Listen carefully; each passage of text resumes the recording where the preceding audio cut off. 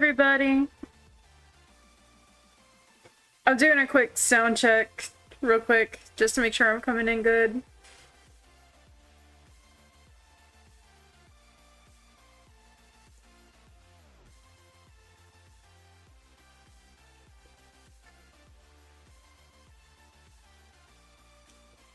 Quick sound check real quick just to make sure I'm coming in good.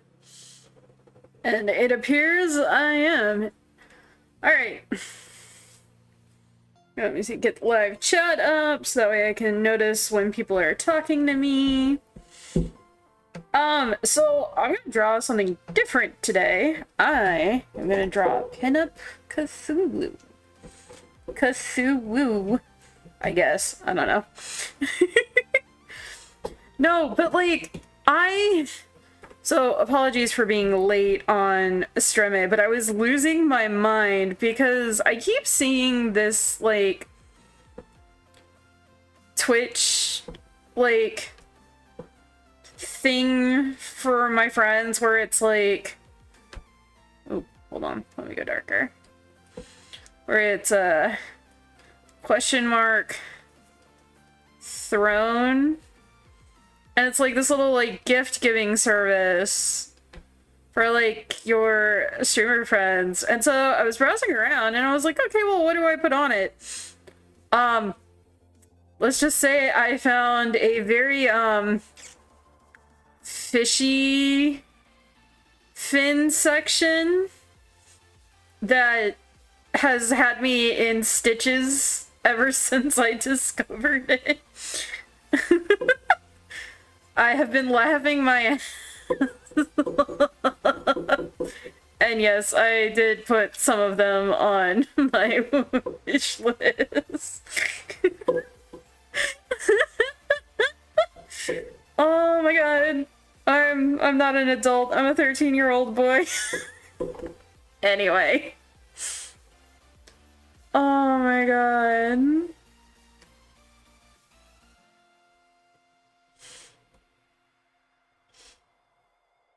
I am back in the Inklet Paint Studio tonight, just for drawing because I'm a bit more comfortable with that program.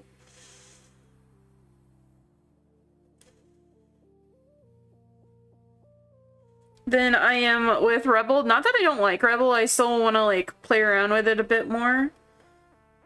But I'm actually super excited because I ordered a Cthulhu themed corset that's being shipped and is going to be here in a few days, and I'm so excited. And then I have to prep to go to Conjuration Con in November, and I figured if I was going to wear my corset there with the Cthulhu themed stuff that I would bring some Cthulhu stickers with me.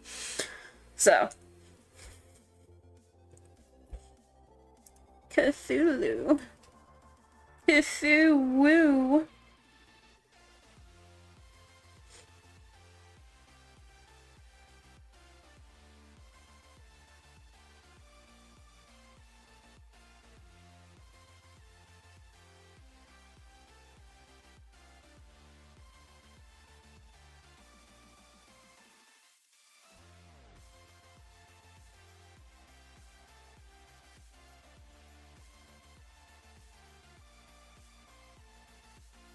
So I'm just trying to find some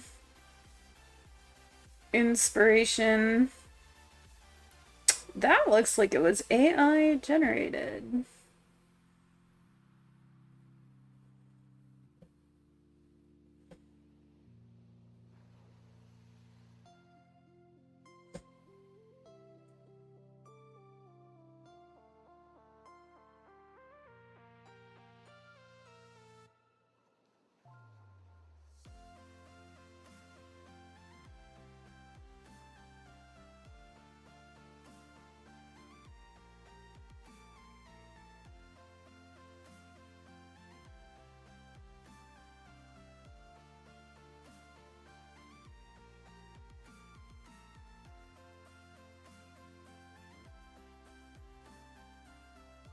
Oh, oops.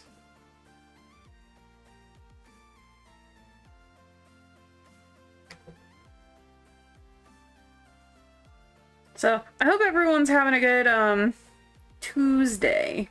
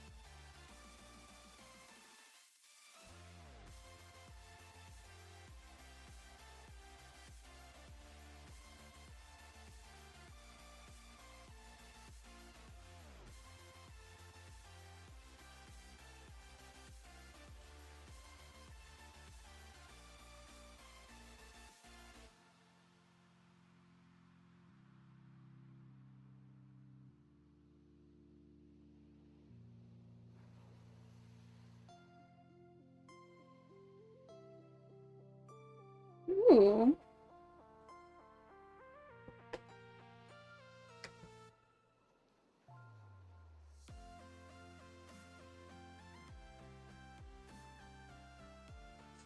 Ooh, Cthulhu! Hey, Velvet!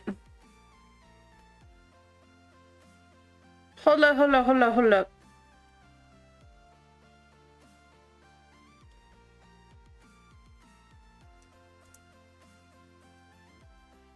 Sorry, I'm grabbing all of my reference pictures.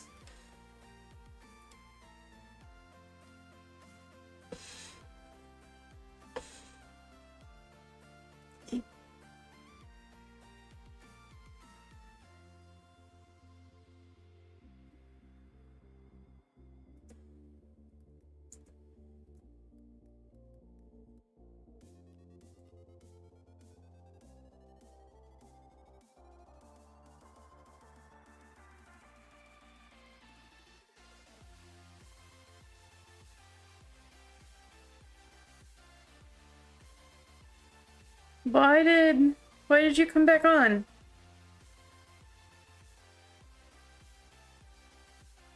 My Twitch integrated throwing system is bugging out. What the heck? Why are there two windows open? There should only be one.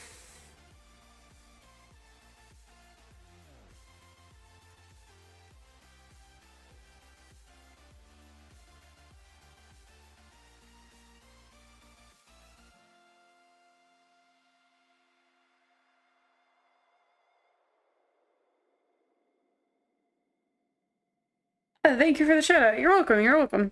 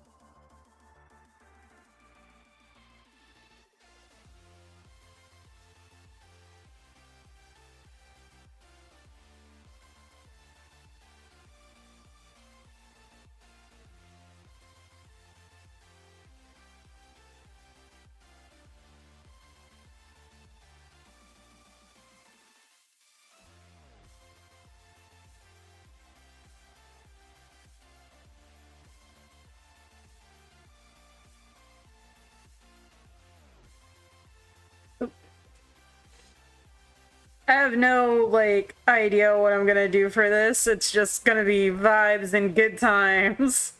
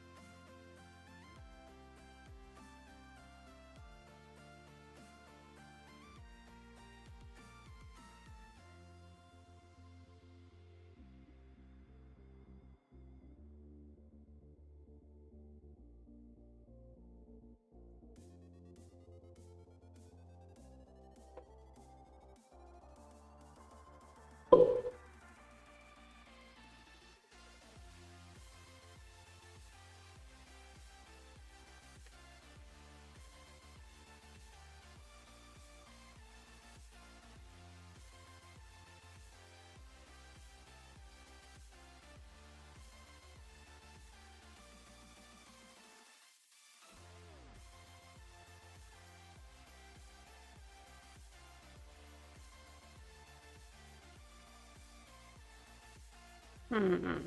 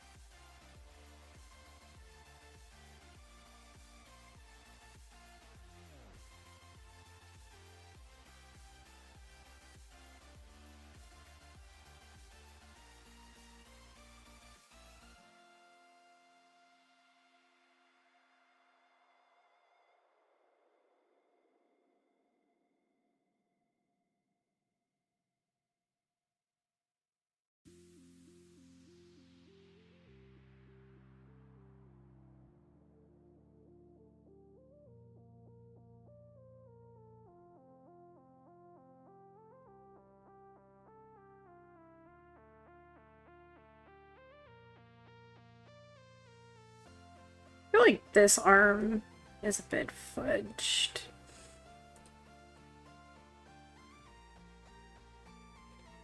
Ah, his wrist is broken.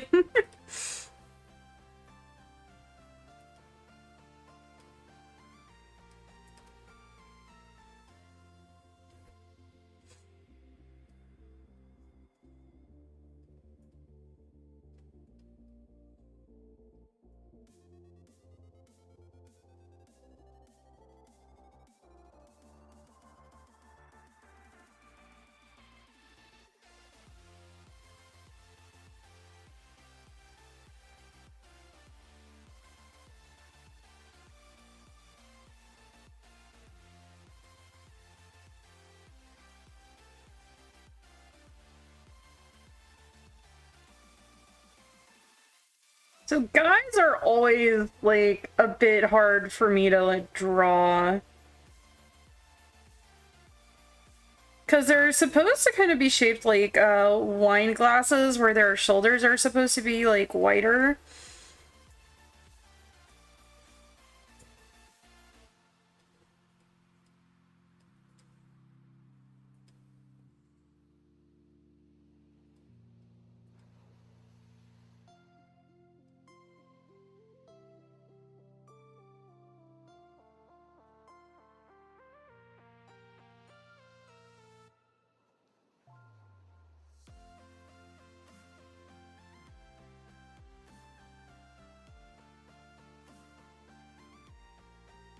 Then their, like, hips.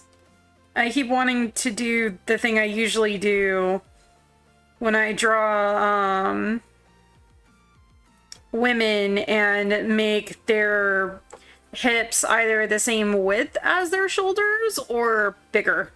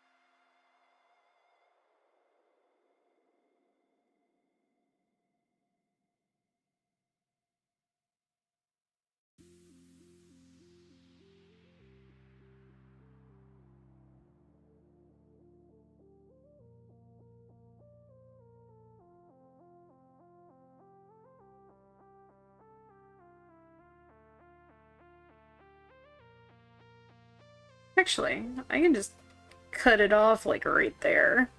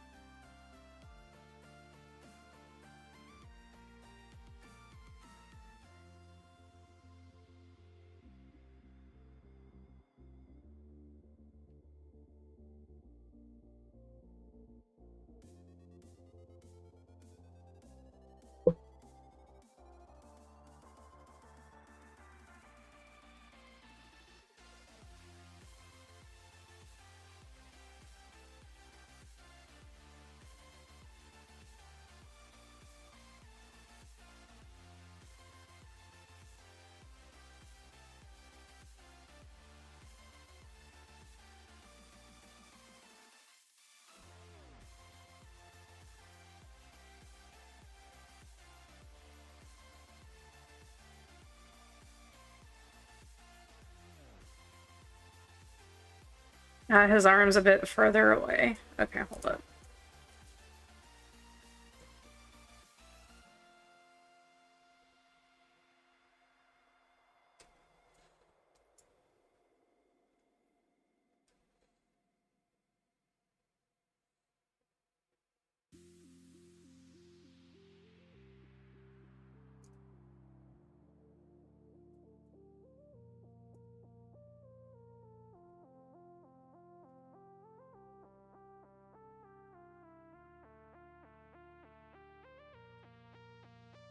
This is where knowing your muscles help.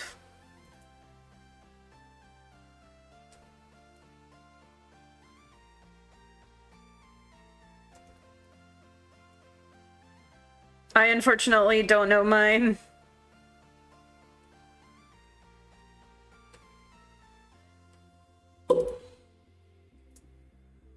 But is that gonna stop me from trying?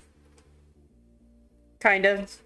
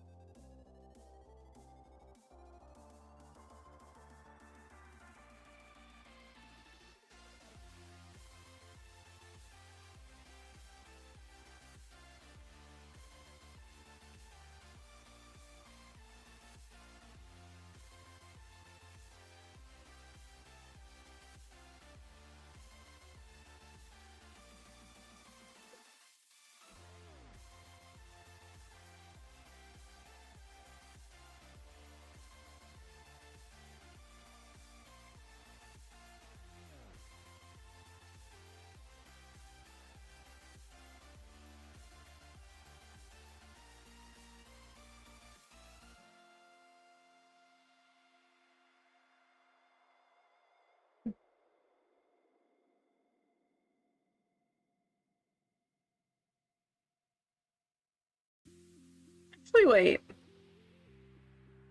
Wait, no, they don't. Octopuses are invertebrates, so they don't have bones. Therefore, they don't have skulls. I was about to be like, what does an octopus skull look like? And then I was like, oh, wait.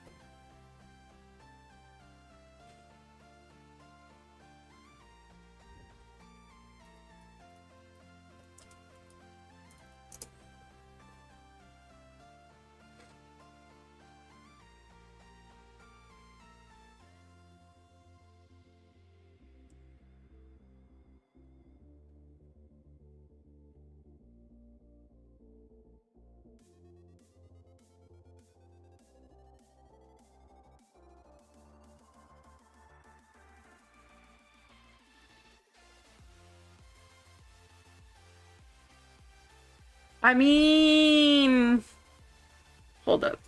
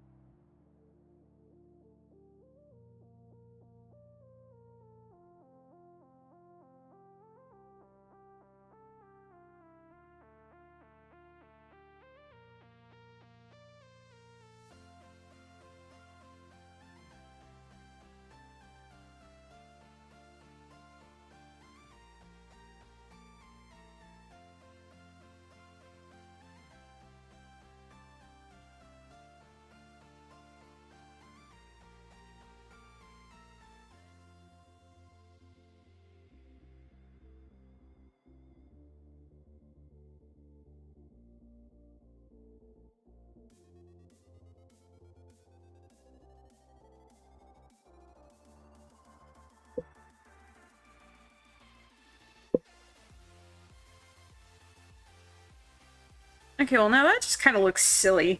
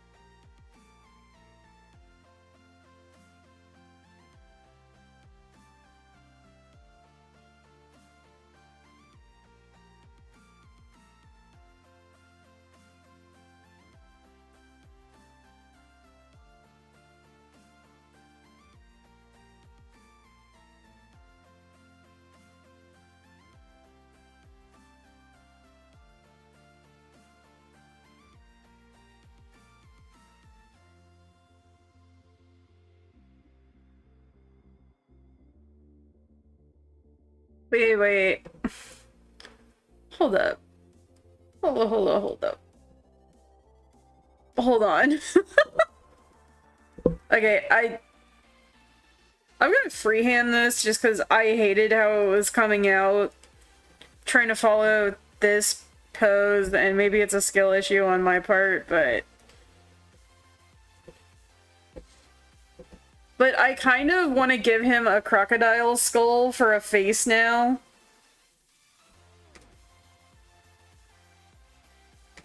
Because oh my god. I can't believe I'm gonna do this.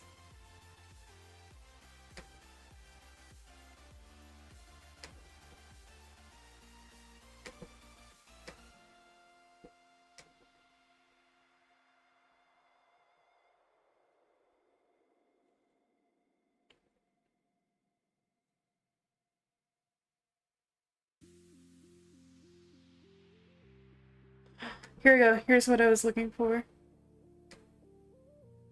Huh.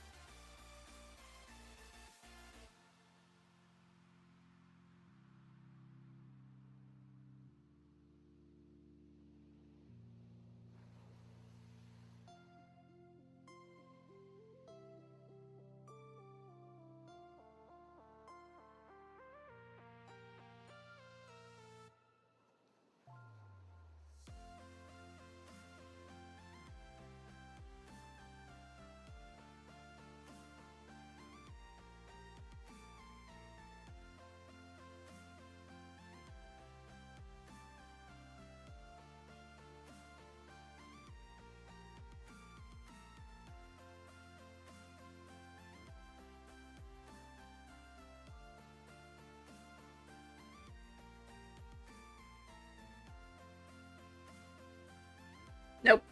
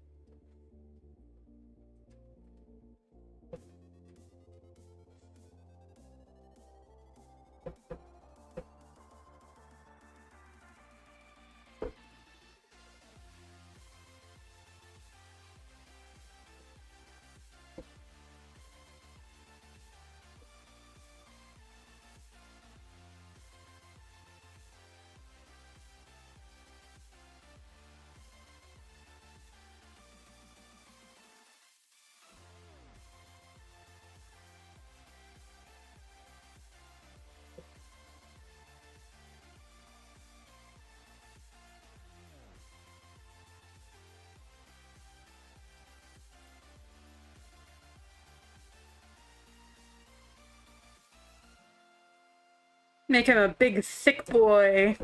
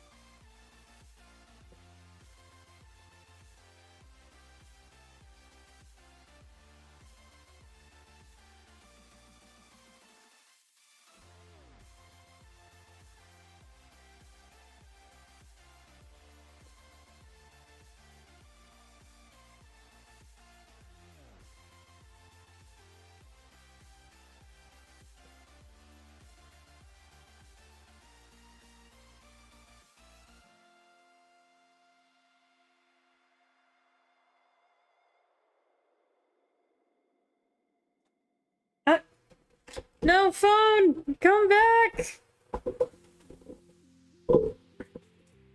I'm struggling so hard with this. I should've just done a pinup girl. That would have saved me. I think.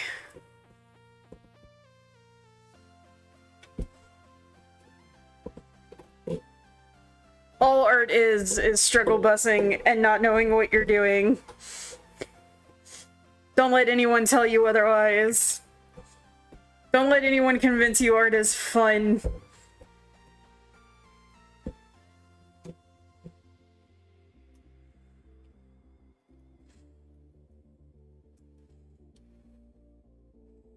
Art is pain and agony and lots of masochism.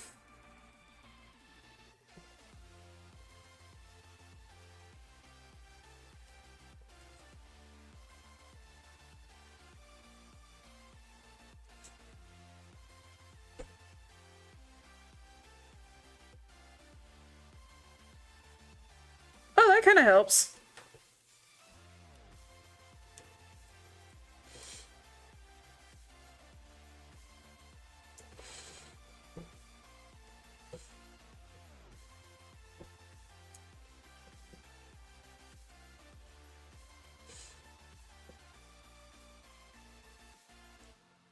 Mm.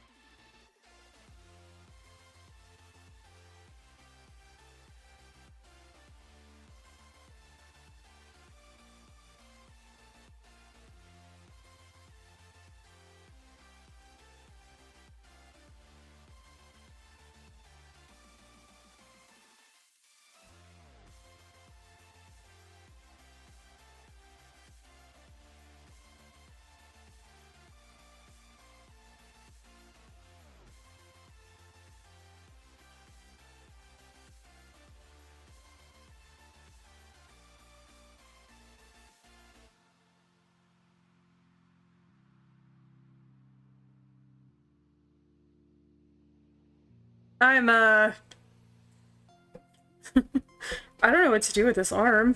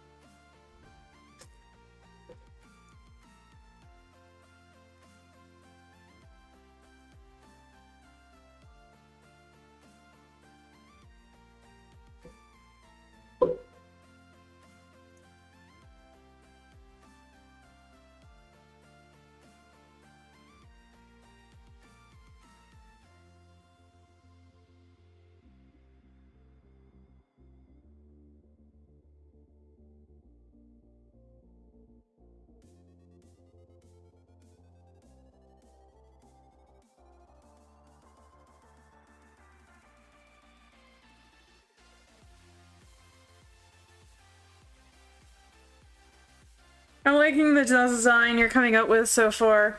Well, like, it was interesting because I was talking with, and I realized he's not family friendly. I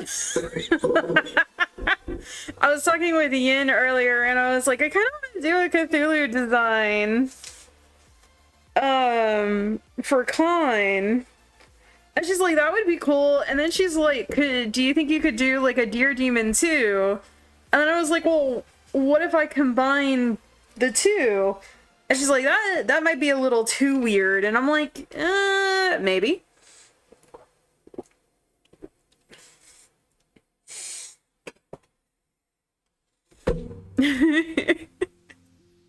I'm struggling so hard.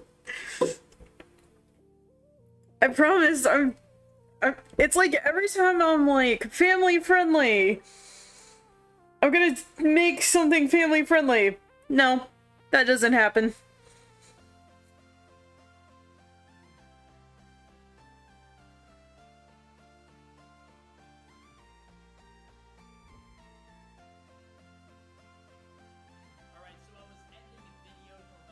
Oh, that's not what I was looking for.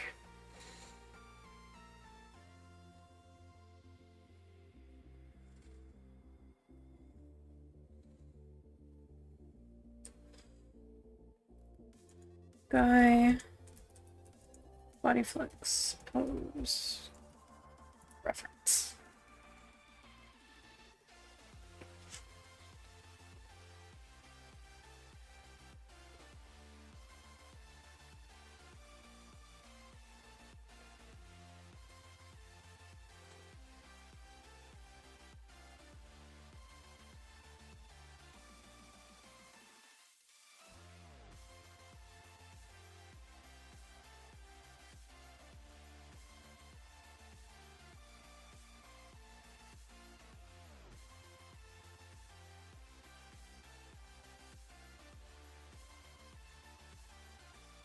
Ooh, so Cthulhu Deer sounds cool. Kind of, yeah, but then I was like, well, if I can't do a deer skull, why can't I do a gator skull and make him like a swamp Cthulhu?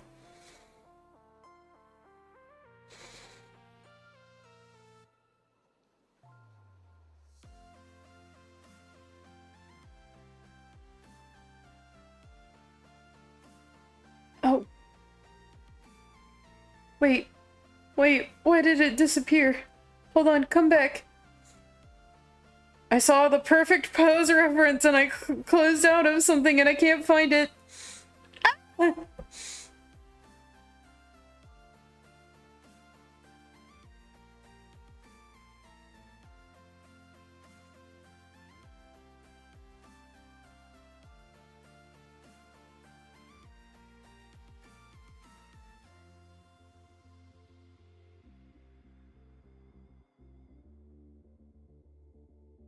Pyramid's so hard to draw.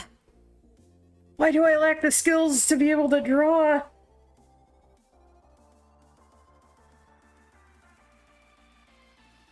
Okay, hold on. Maybe I can get it back.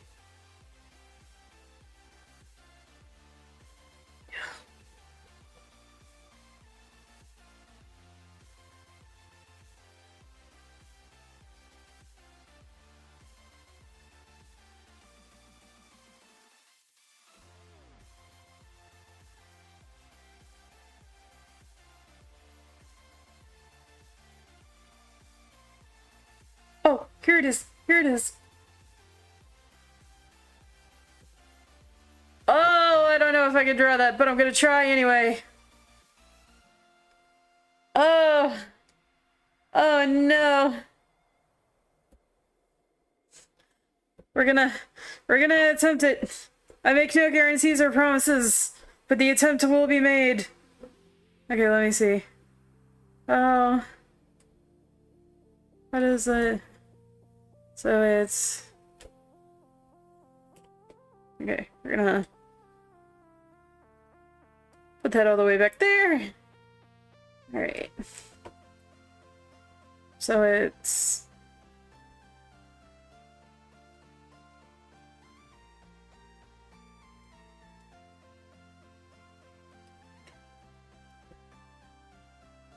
And then...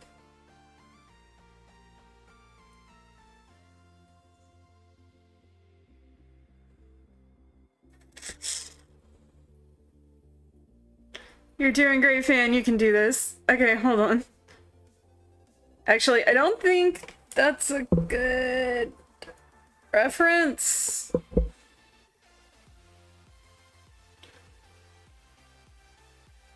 Buff dude. Oh, here's this one. God, that dude's thick.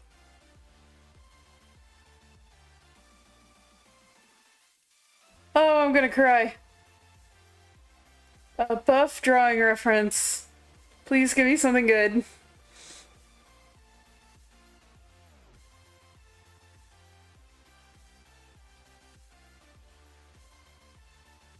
Oh, hello, mother.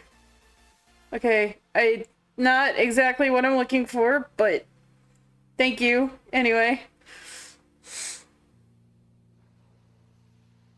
Oh, maybe?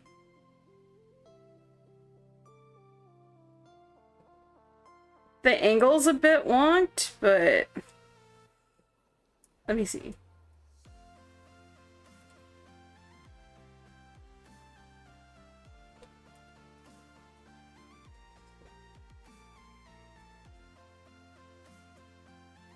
See, I'm trying to avoid doing it from, like, the side, although I guess I could. Right?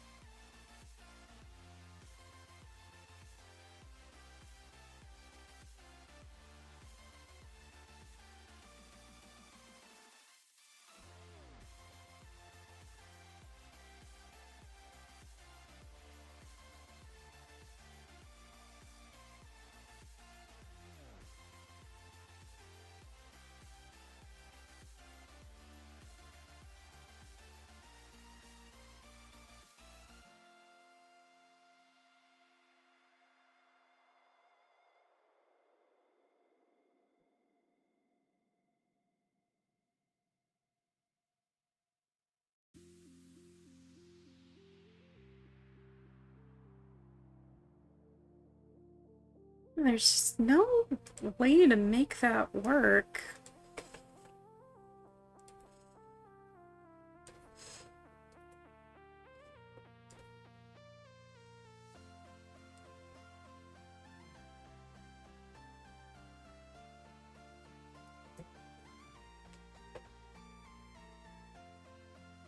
You could just be armless.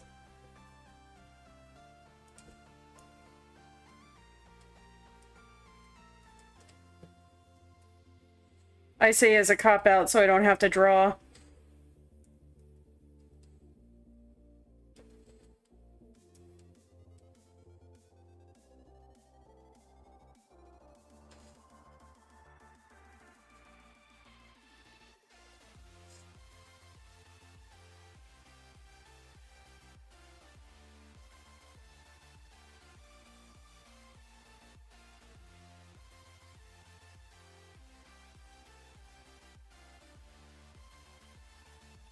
But see, I don't want to turn it to the side because then I'll hide all this beautiful ab work I'm gonna attempt to render.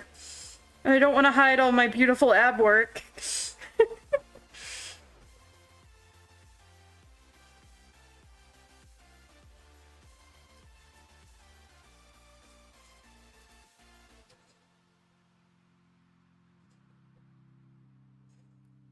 Arm, flex, pose, reference.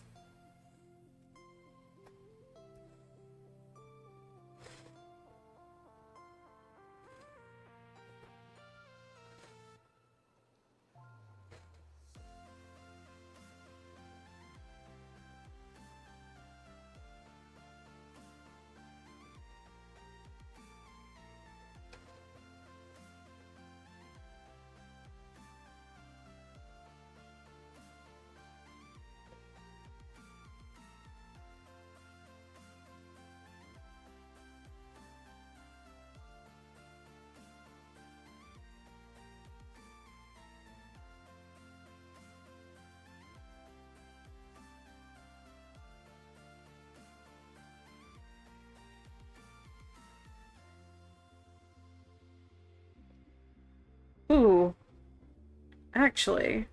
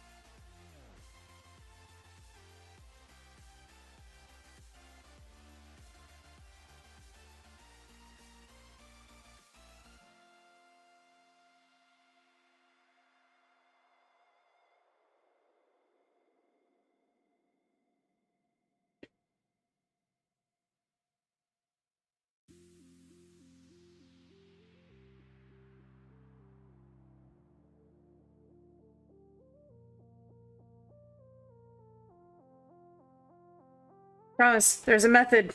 There's a method to the madness, maybe. Or shorten it.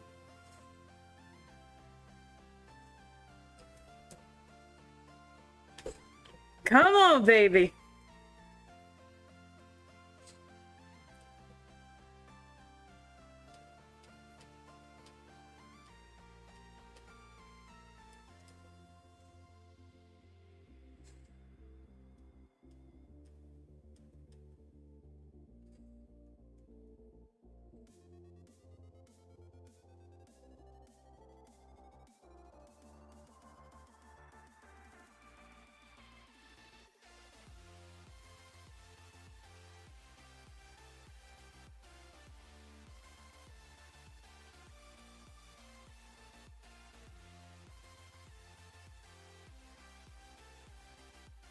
Oh my god, did I do it?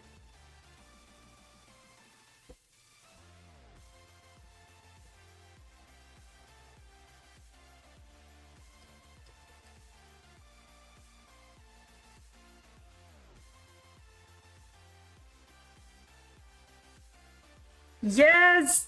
Yes!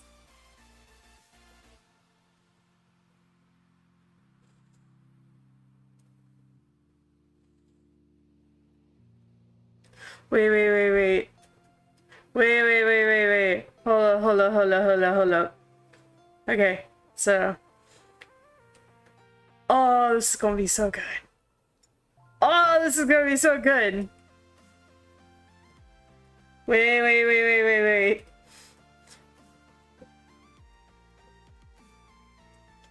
Oh, I love when I do cool shit. Hold up, hold up. Wait, I'm erasing everything. Nope, nope.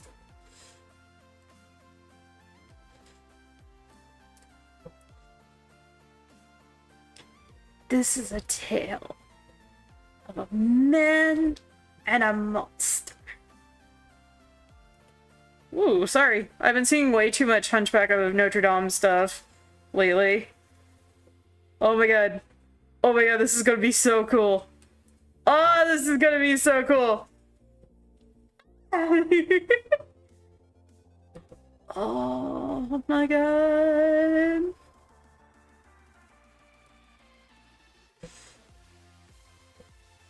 Come on, boy, get that tibby up.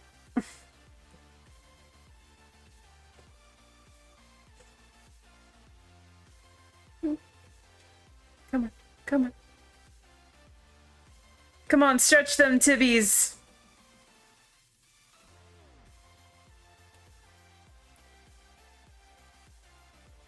I'm so going to hell.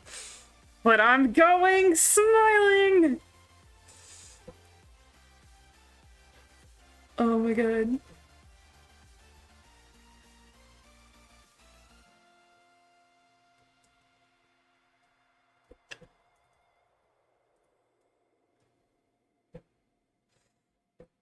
Oh my god. Oh my god.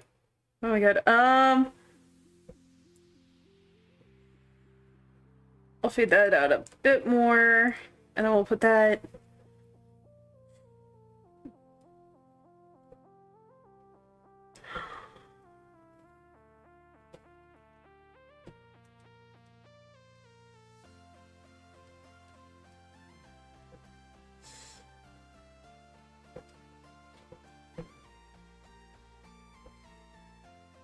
Wait. Hold up.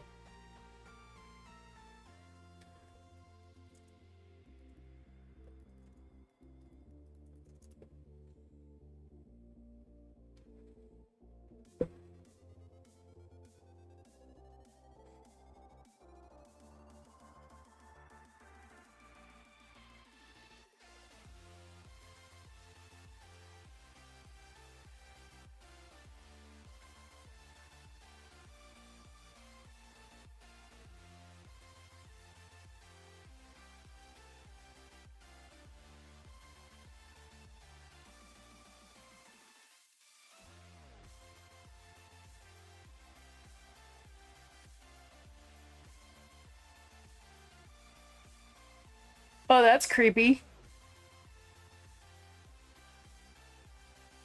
That's fucking cool as shit looking.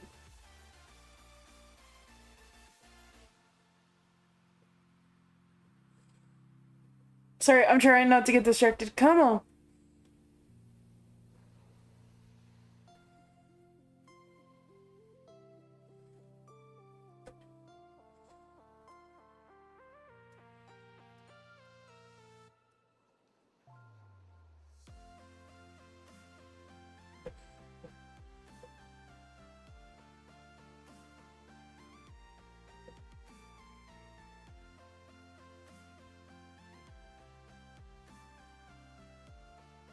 So, okay, so if that's the head.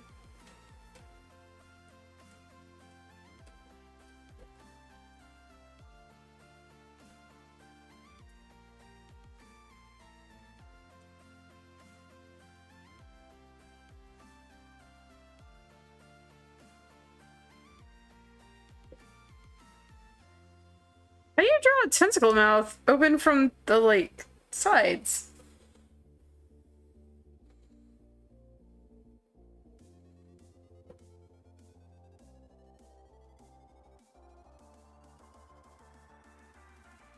Hold on, I can find what I'm looking for.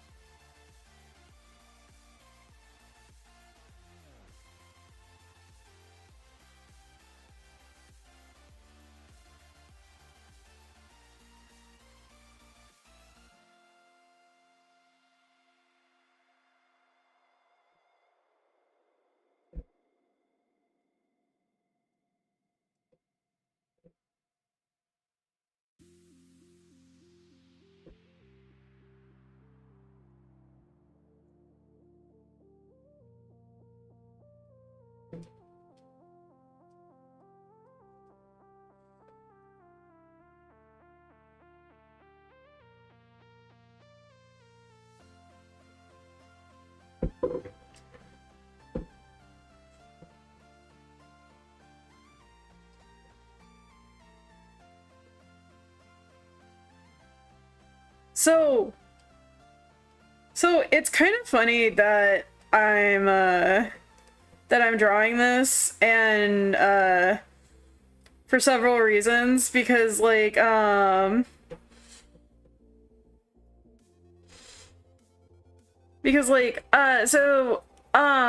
if you don't know, some of the like references I pulled for this like Cthulhu character is a mind flayer, which if you don't know what mind flayers are, they are a creature in D&D where, or Dungeons and Dragons, where they're parasitic, and the idea is that when they like infect your mind with like a parasite, or they like nom on your skull, they turn you into one of them, and then you become part of the hive mind, and you become very like, and as part of the hive mind you become like very evil.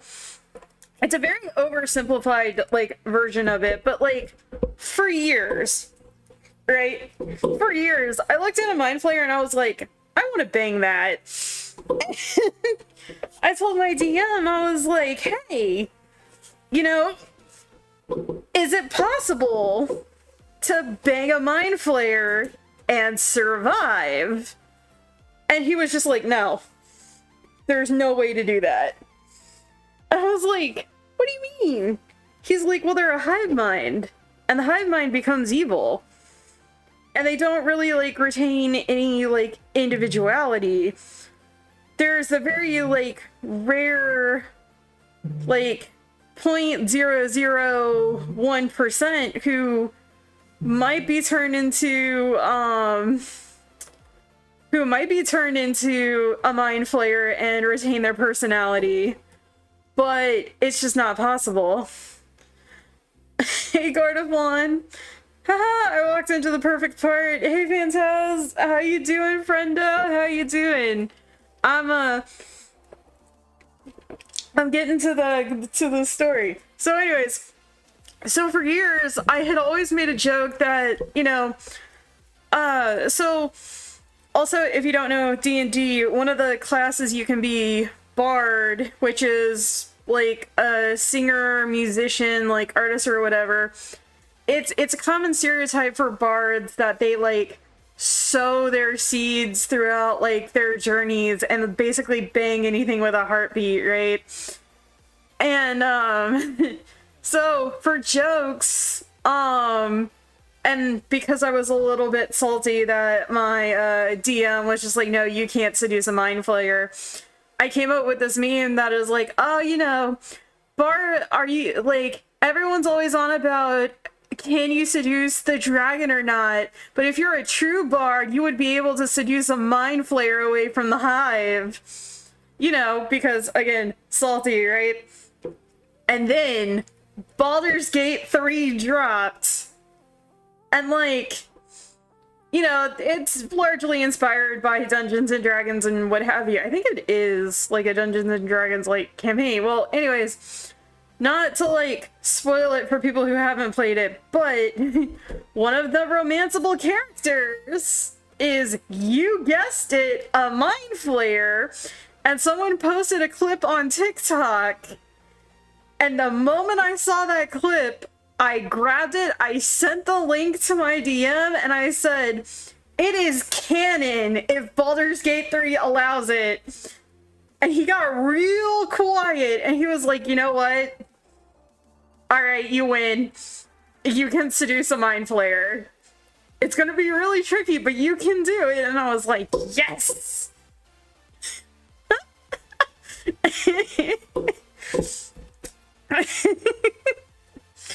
Oh my god, it was so funny. Because I think even he said, he's like, I had heard about it, and I was like, I have a feeling I'm gonna hear from Fan.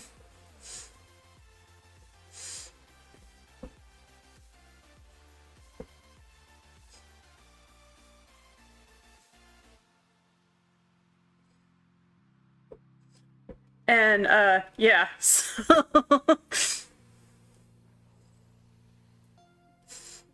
I still have yet to play Baldur's Gate 3, though. I hear good things, but I just...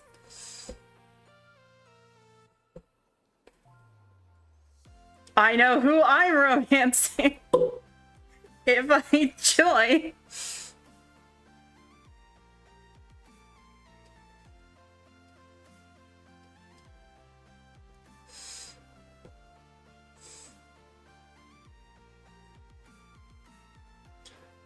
LMAO, hell yeah. Get those tentacly lips. Look, all I'm saying is after years of crying, begging, and, you know, wanting it to be canon, or at least rule of cool for a homebrew with my little, Dungeons and Dragons heart, Baldur's Gate finally validated me, and it was the best fucking thing ever.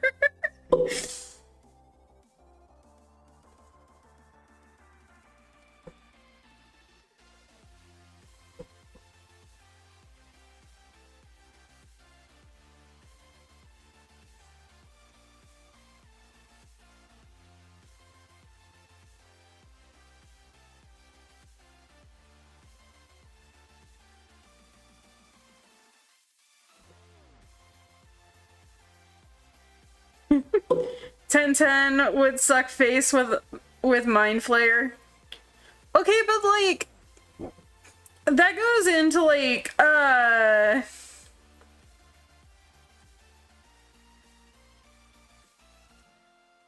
flame my mind all day. Hey Skittles, welcome in. Long time no see.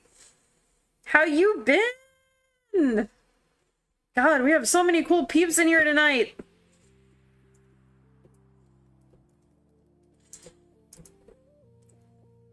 Oh, whoops. God damn it. Shouted out the wrong Skittles. Skittles. Here we go. I got you.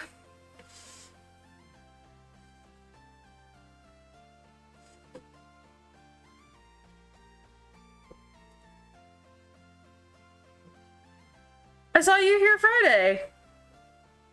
Were you here on Friday? Was I here on Friday?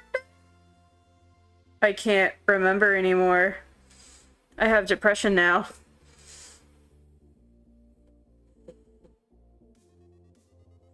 What are tentacles but long tongues with tiny sucky mouths anyway? So, I remember reading a romance book. So, surprisingly, my first romance book that I ever read was not a tentacle romance book, actually. It was still weird, but it was not a tentacle romance book. I raided you Friday. You were playing Burger Game. Oh yeah, that's right. You did raid me on Friday. I'm sorry, Skittles. I've done a lot. I'm sorry. Don't be mad at me. But anyways, needless to say, one of the books, I think it's called, one of the books I started reading, the series, I think it's like the Iridian Mates series or something like that, but the second book in that romance series novels was a Kraken, and that was my first introduction to tentacle romance. And it was interesting because when I was reading it, I learned that apparently octopus, like, they taste things through their tentacles. And like, I read that and I'm like, that's gotta be made up for the book. Like, come on now. No, real fact, real thing. And I was like, you know what? Okay. Alright. We ball, I guess.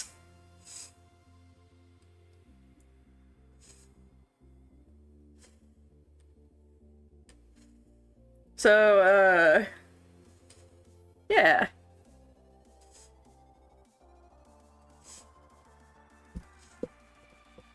It's actually kind of funny because, I was chitty-chatting with some friends earlier, and And they're like, hey, we're gonna start a book club. And I was like, excuse me? Book club? Did you say book club? And they're like, yeah, we're gonna get a list of like recommended books from everybody, and you know, we're gonna vote and blah blah blah blah. And I'm like, so is romance allowed? And they were like, there was collective panic. They were like, oh no. And I'm like, is it? And they're like, yes, but you can only recommend the first book of the series. I have never slammed down like a book so hard. I was so excited. And it was funny because me and another friend, she reads Omegaverse like romance books. And it was funny because her husband was like, we should have her and Fan recommend the raunchiest like romance books they can find for February Valentine's Day. The Okie Dokie Book Club game. And I was like, do me, pick me. I volunteer as tribute. So come February, we'll see how the vote goes, but I recommended Ensnared by Tiffany Roberts because I don't have a problem. I have an obsession. Let me love my husband.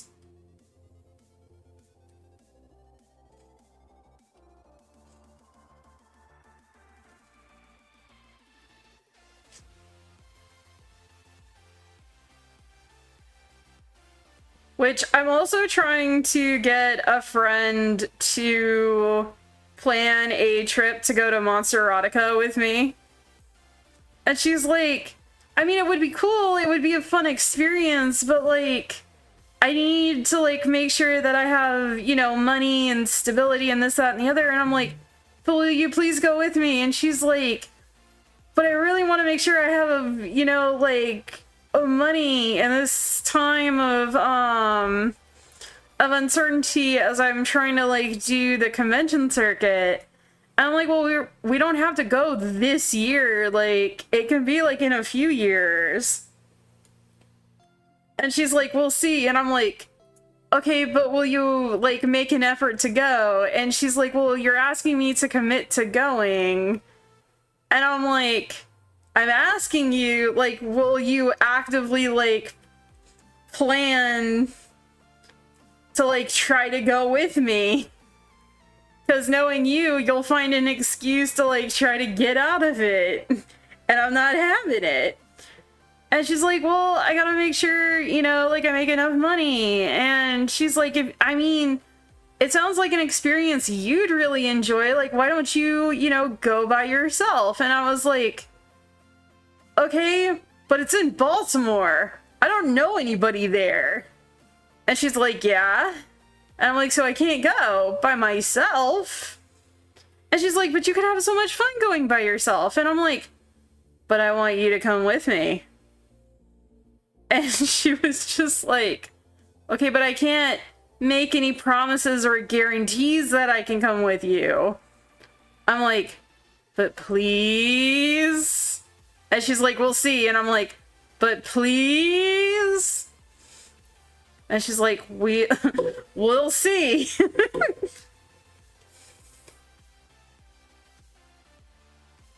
Dude, so apparently, so we actually looked at, so because she wants me to help her, like, try to run the convention circuit without putting a lot of wear and tear on, like, my vehicle, she'd be a real trooper if she accompanied you to the Monster Hornies. Well, look, Monster Erotica is like a who's who of the side of like the monster romance like fiction genre, like between sci-fi and fantasy, and my idol goes, I think, like every year. And I would totally like pay their like ultimate VIP like ticket, which is I think like $325 to basically do Friday breakfast and Saturday lunch with her. Would totally drop it just to like go say hi to her and several other authors that I read their books like all the time. And to go pick a bone with frickin' Naomi Lucas because she's got one book that is haunting my For You page. And I'm like, how dare you? And she's like, it sounds like you just need to read it. And I'm like, I'm gonna get you. One way or another. Said with all love and consideration, because Naomi's a really good author.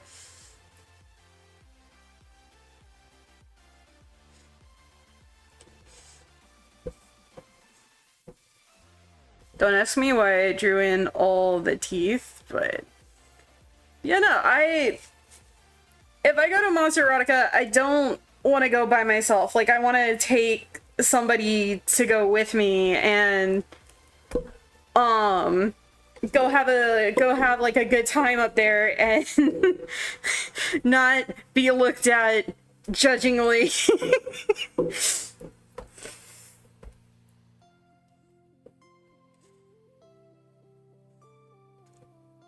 But again, that's for like an in the future kind of thing. That's not like a right now.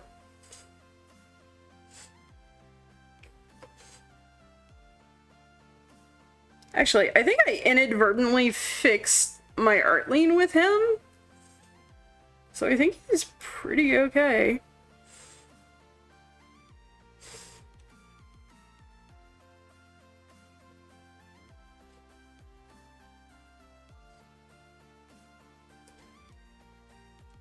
This is gonna be so fucking sick. An event like that sounds like a blast, right?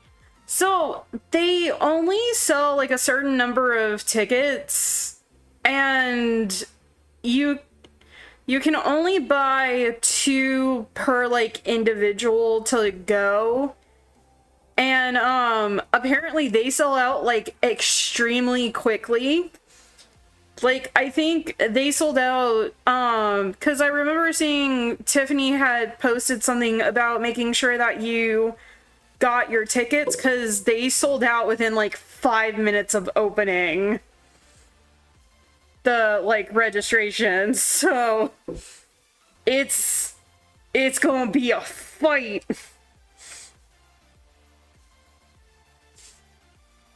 Unless you go there as, like, a vendor or something. Which was also funny because the discussion to be a vendor at Monster Erotica came up between me and my friend. And she's like, you know, I would consider it, but knowing you and who you talk about that goes there, you would never be at the table.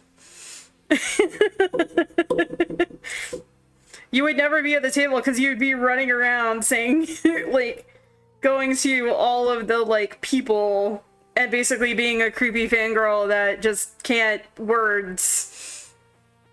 Which is why I need somebody to go with me, to basically be a buffer while I hyperventilate while I meet my idol.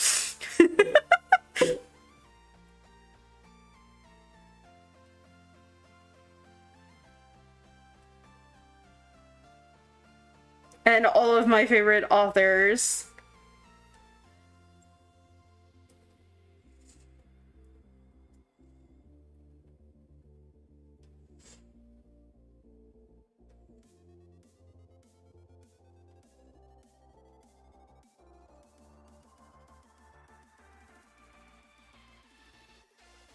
LMAO, honestly valid.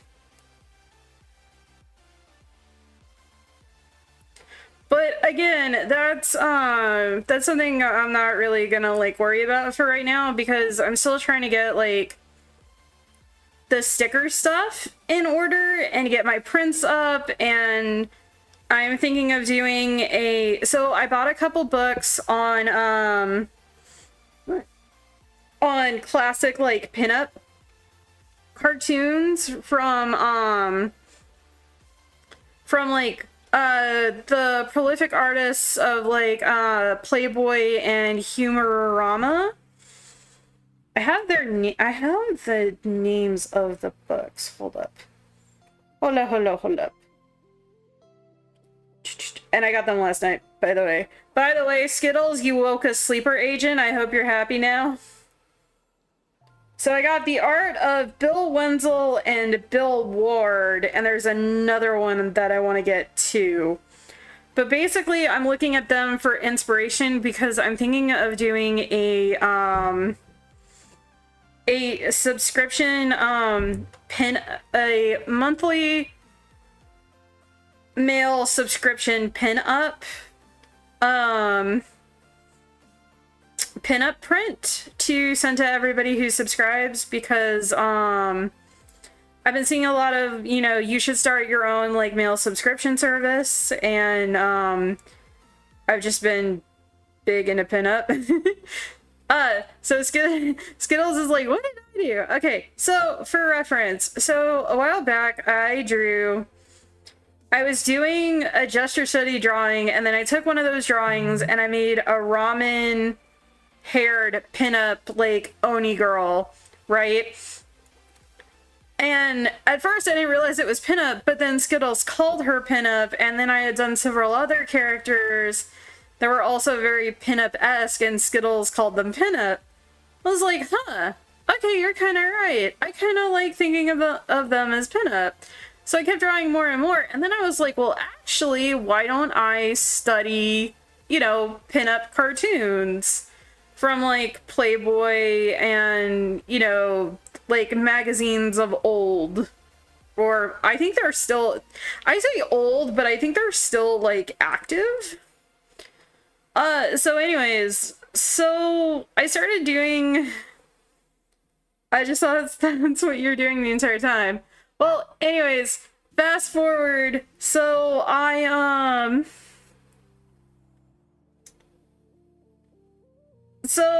go and I start doing research, and I start looking, and, don't ask me what these bumps on the skull are. It's a gator-esque creature. That's all I'm gonna say. Maybe it's a dragon skull. It's some kind of creature skull, alright? So anyways, so then I started doing more research into, you know, like, more pinup stuff, which I still want to get those books from you if you're willing to send them. If you're willing to send those pinup books, I would definitely like to get them from you. For study reasons. Well, anyways, so I was looking on YouTube, and I was looking at how to draw a pinup, and this artist that I had not seen since I was like 16 popped up in my search results, and it's this guy. The artist is Toonbox Studio, and I was first introduced to pinup through him because he draws his character Cherry, which is a character he created that he tried to like he tried to pitch her to, I think, like a couple studios like Cartoon Network, but they felt that she was too risque, I think. I can't remember specifically like what had happened, but he draws her a pinup girl, and he draws her in various like cosplays and doing stuff, and it's really cute. And it's that, and the style is reminiscent of like classic, you know, like Disney and whatever. And I started watching one of his videos, and like a sleeper agent, my 16-year-old self rose from the depths and was like, let's draw pinup! And go full course into it. So, yeah. Basically, I now have a revival in pinup as a style, but I want to add monster eldritch flair to it and kind of expand upon it a bit more for guys and girls. Add some more body types, that kind of thing.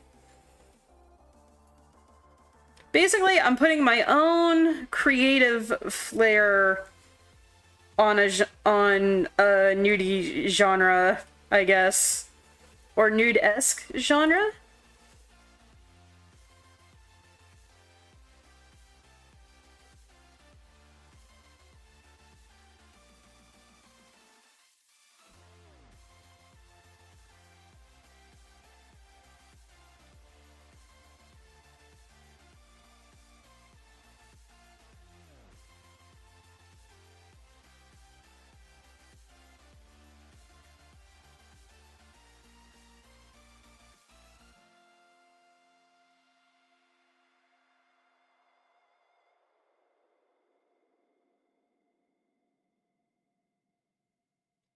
But as far as when that like subscription, like when I'm going to be offering that kind of service comes out, I'm not I'm not sure if I'm gonna do it at the beginning of next year or most likely I will.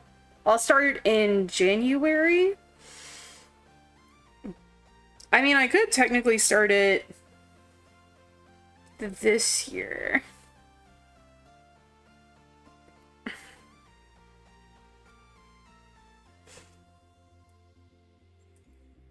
But I also need to decide, is it gonna be not safe for work and safe for work, like if there's gonna be two different like designs, or if it's just gonna be purely not safe for work, and what's gonna get included with the print.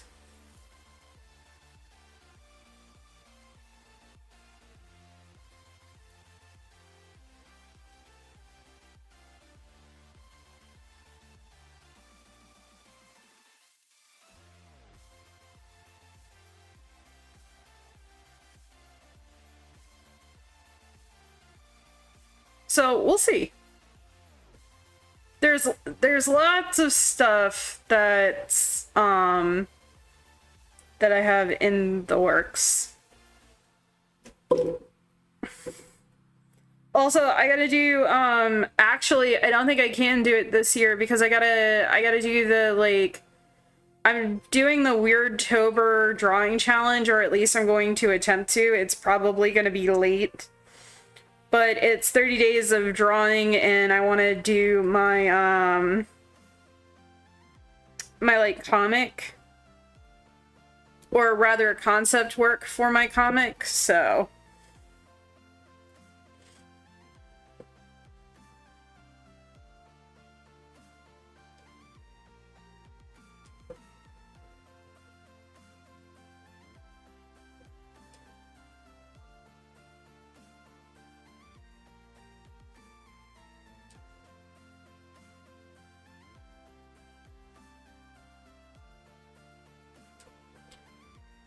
I did get a new printer though.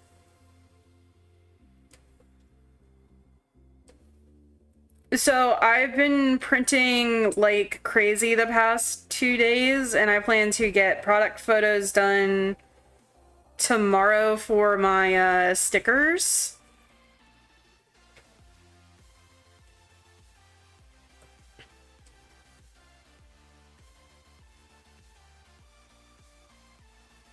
Which will be fun.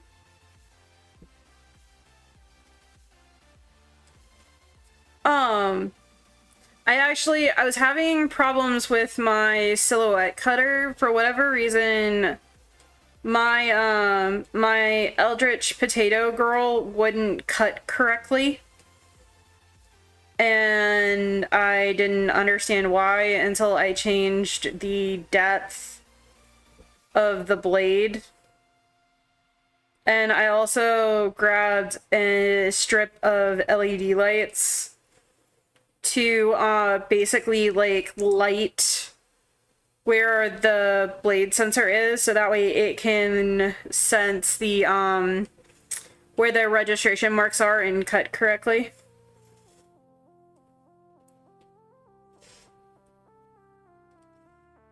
So I'm super excited. I'm in a really good mood for like everything, and I've just been like vibing so much. I do need to return to more drawing practice, though.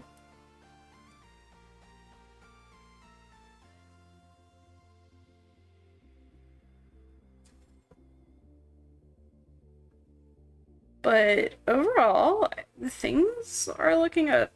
And no, I have not forgotten about Discord. I promise. I have not forgotten. I will get Discord together.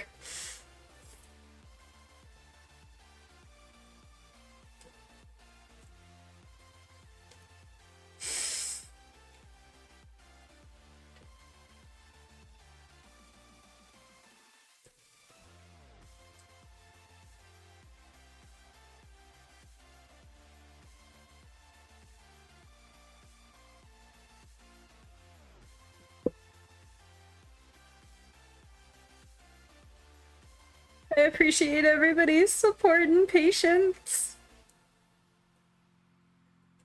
Ooh. Oh my god. Look at how good he came out. Fuck yeah. I love when I do cool shit like that. I mean, technically it's not a gator skull, I don't think. But, close enough. Sometimes close enough is good enough.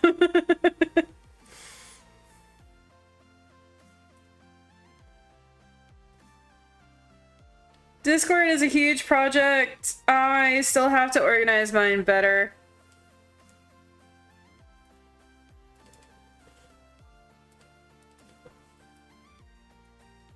Skull. Come on. Buddy! Hey! Hey! Hey, ooh.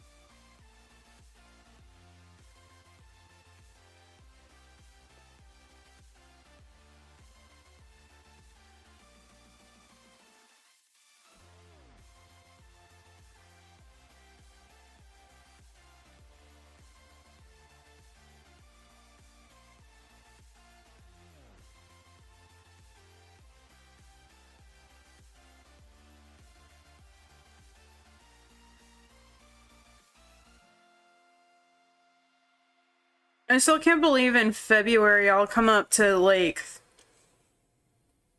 3 years of streaming.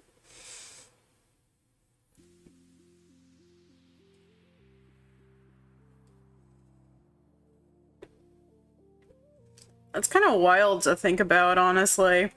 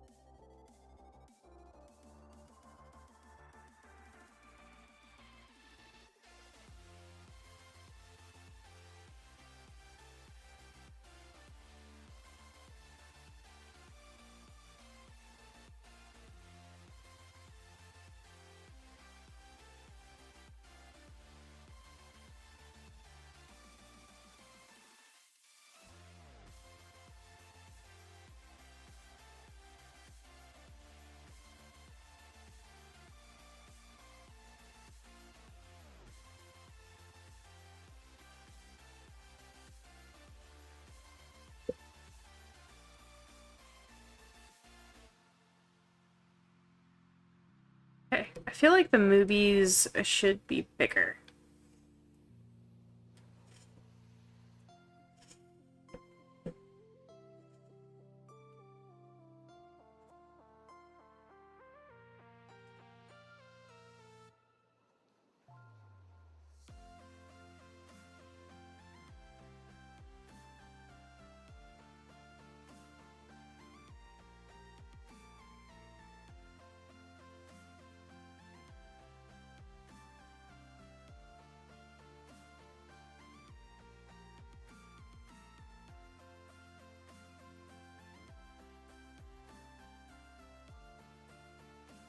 Ian's gonna take one look at this and be like, it's not family friendly.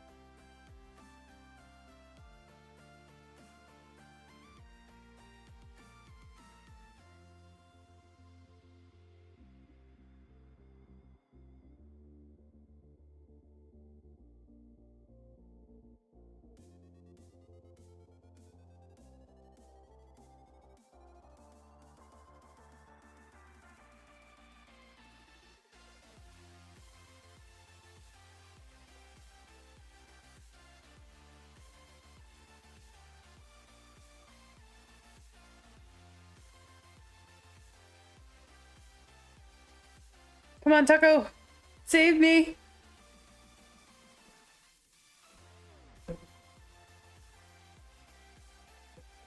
Okay, so let's see. So it's something like...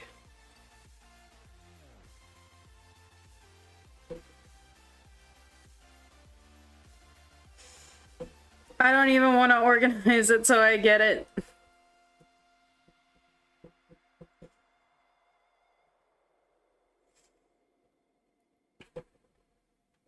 Ah, that's because it starts, like...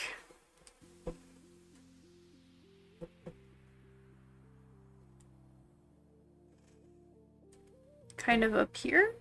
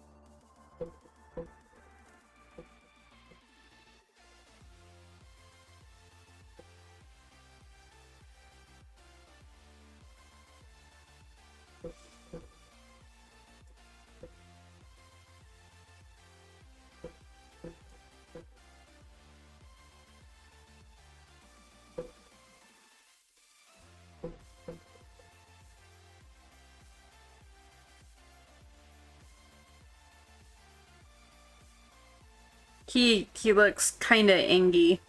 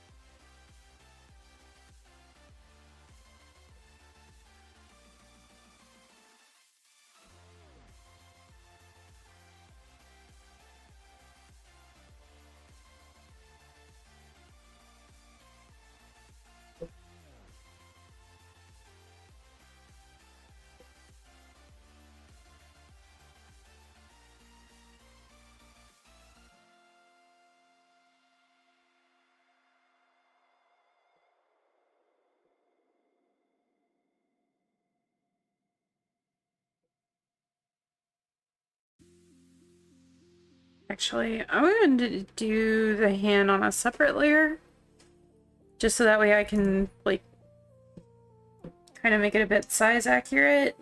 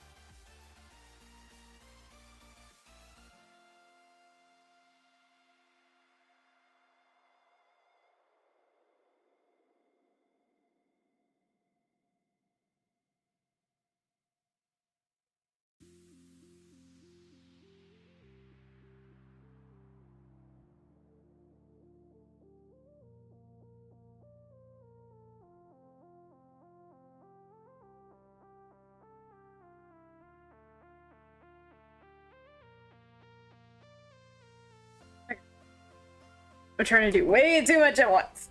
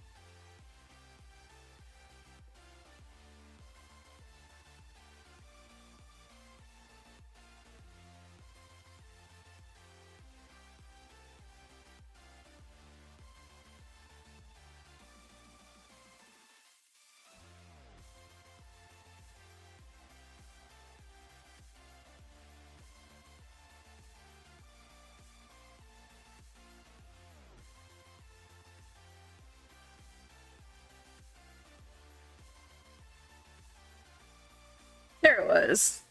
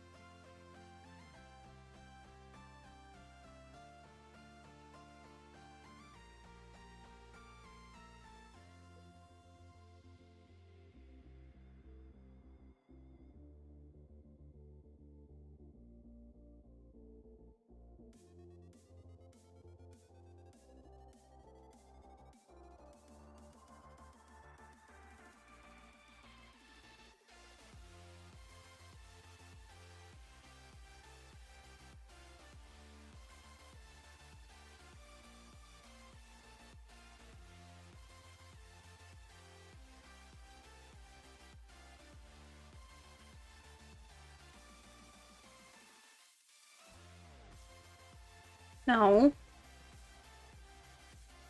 Come on, damn it.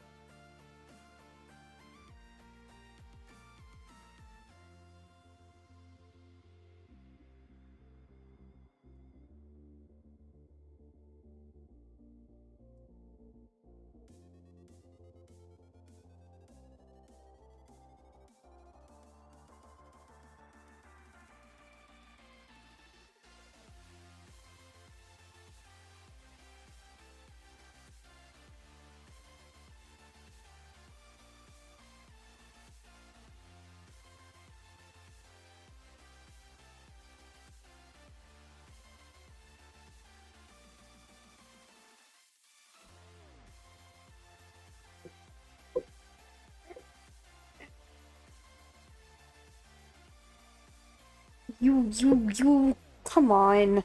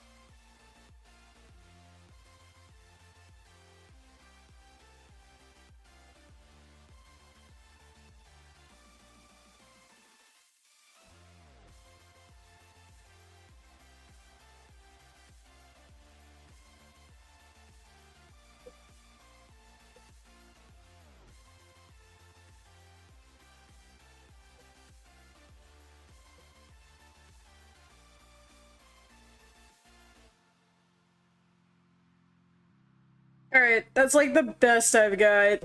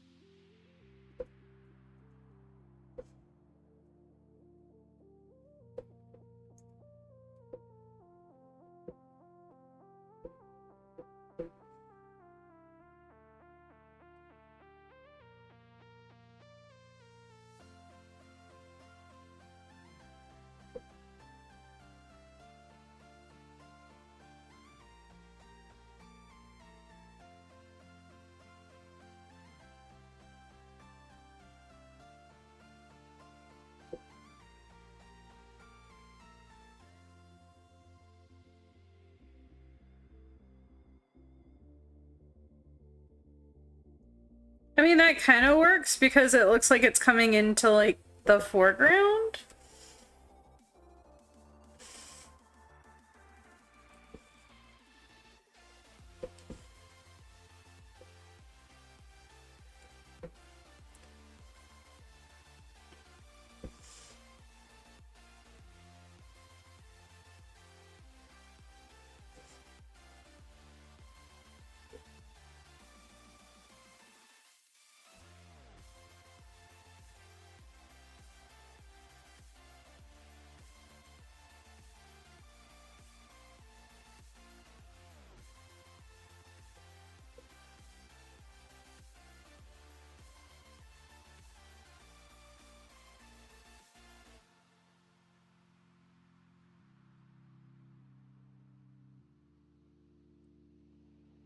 Oh no, he's got 2 left arms.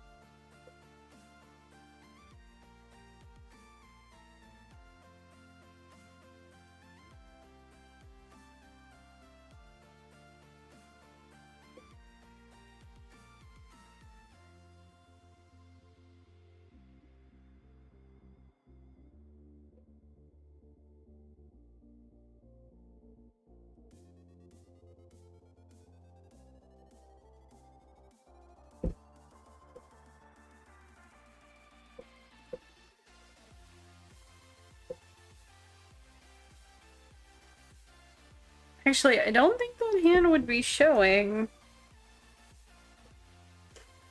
if it was like that.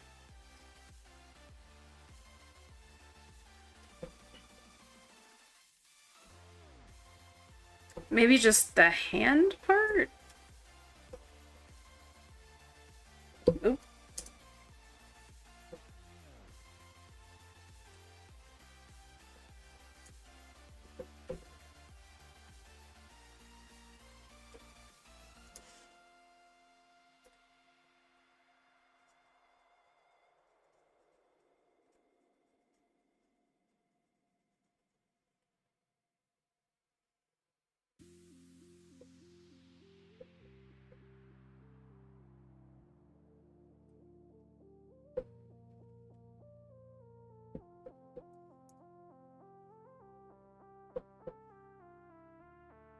That, I mean, it kind of works, but it kind of looks weird. He's got 1 hand. Alright.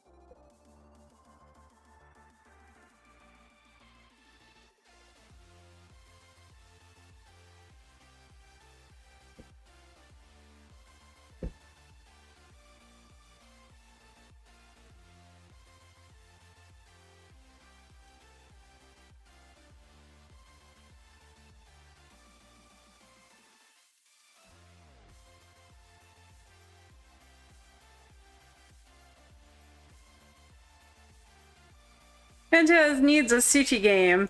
I actually do have one. That I haven't set up yet. Hi, Super Lemon! What's up? How you been? How you doing?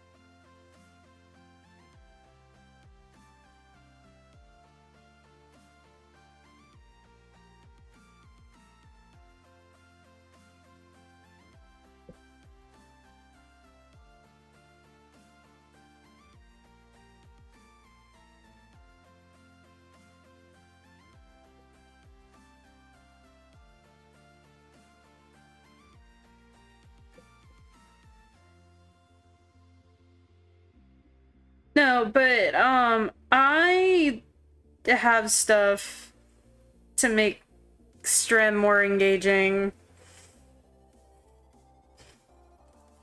Or at least attempt to, anyway.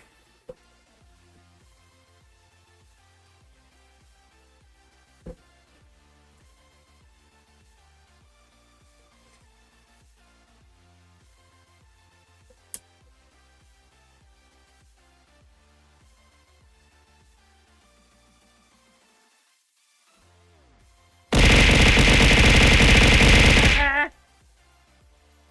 Why am I getting smacked?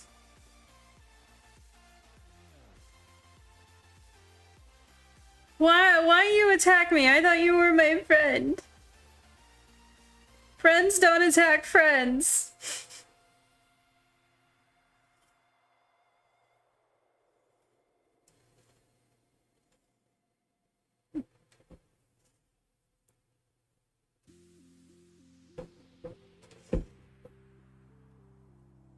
I found one called Sushi Ben.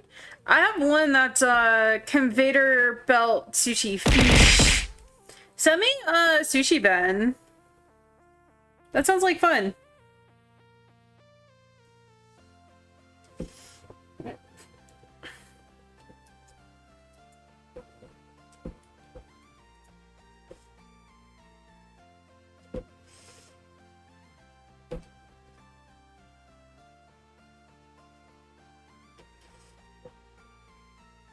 That awkward moment where I have to pee.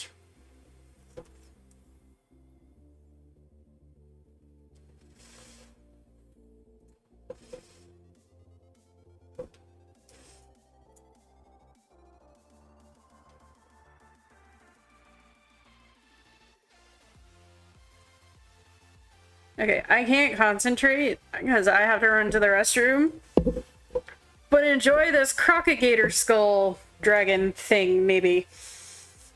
I'll be right back.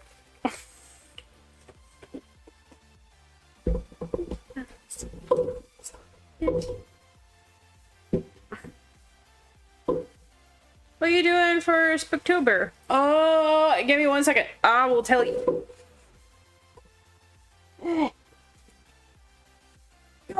Why is detangling out of my streamer nest such a pain in the ass? Oh, my set's still too long. Oh, my legs.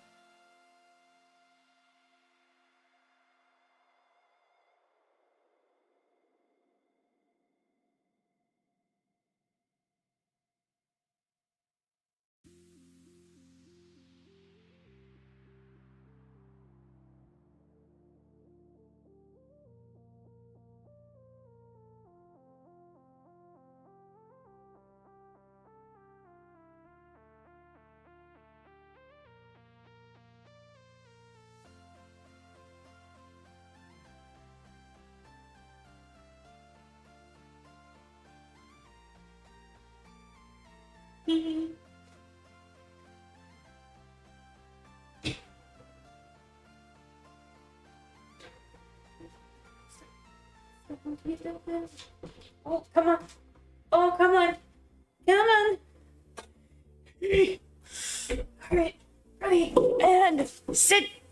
Haha, I have returned. Kind of. Come on, come on, come on.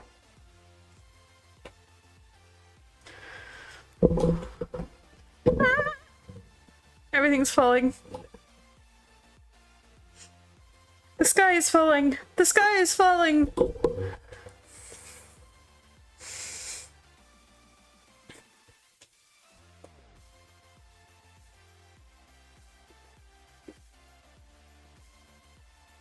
Okay, I have returned. I'm sorry. So for Spookytober, I am doing a 30-day challenge prompt, which may or may not be completed within the 30 days. But essentially, I'm doing concept work for a comic that I have been working on and off for the past couple years. About a sentient flea that runs a junk shop in a world without humans.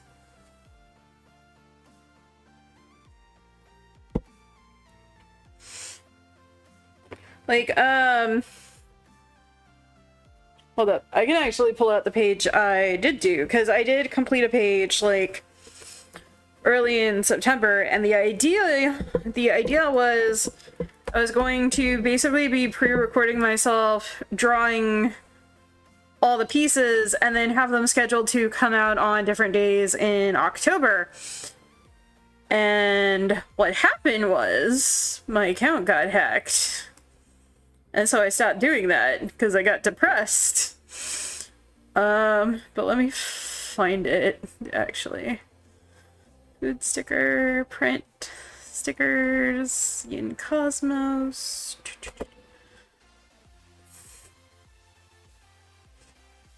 I don't think I made a folder for it yet.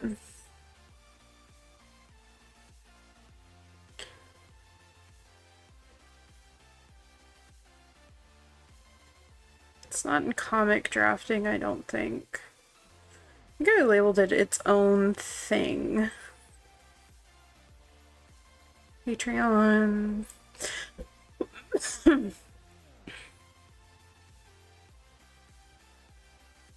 Ah, here it is.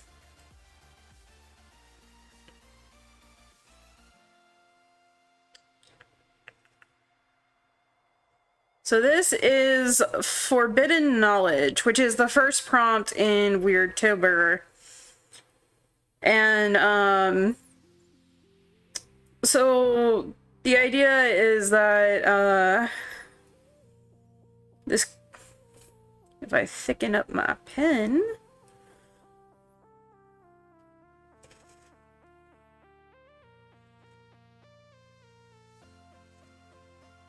this character, his name's Iker. It's kind of a, not necessarily like a retelling or an adaptation, but like, it's sort of the idea of what would Icarus do after he survived the fall from grace, so to speak. That's kind of what I'm trying to like go with, and so I'm doing 30 days of concept art to see if I could get like a better feel for the world, the characters, and the story that's there that I want to tell. I've actually tried to launch this comic on Webtoon, and I got 4 chapters in and I stopped, and then I tried to do a prequel series and I didn't get very far with it, and then I stopped, so...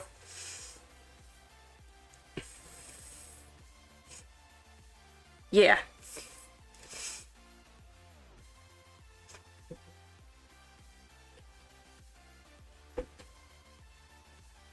But I'm gonna see if 30 days of drawing concept work for it will, will help.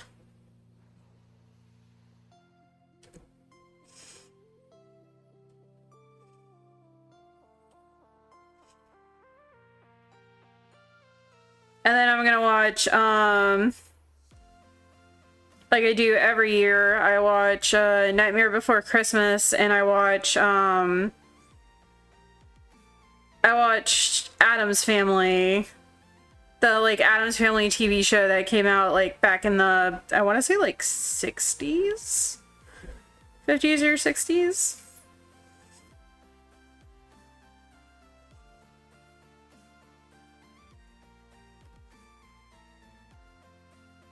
Let me see.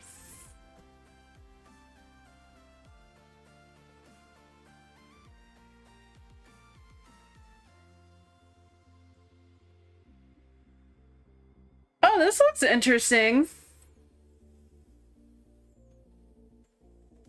Oh my god, this looks chaotic as hell.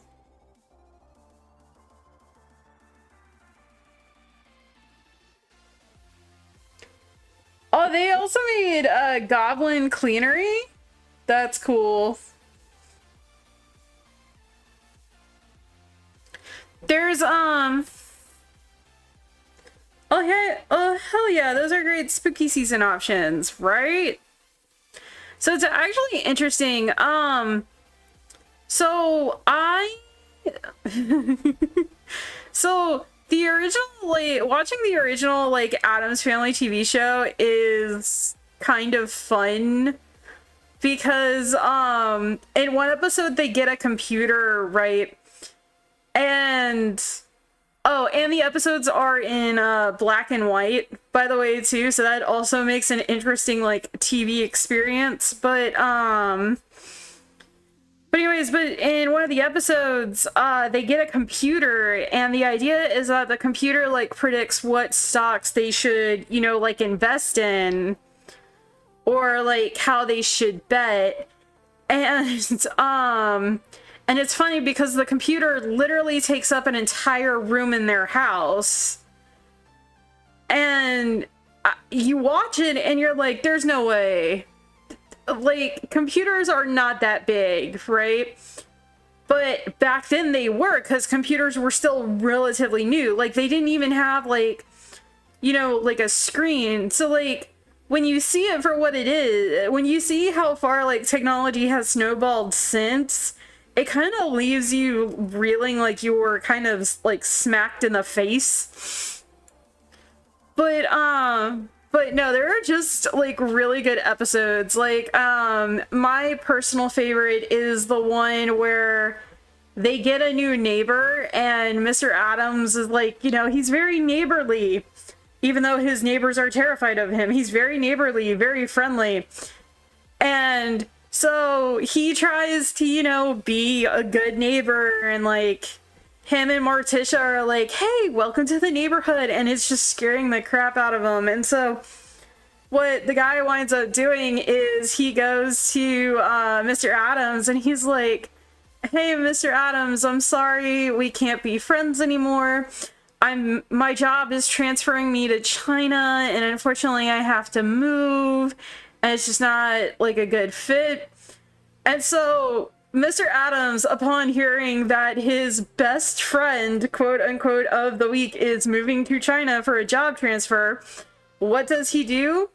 He buys his neighbor's company, the company that his neighbor works for. He buys the company, becomes the CEO, and is like, hey, I'm not transferring you to China. Like, you can stay here and we could be neighbors forever.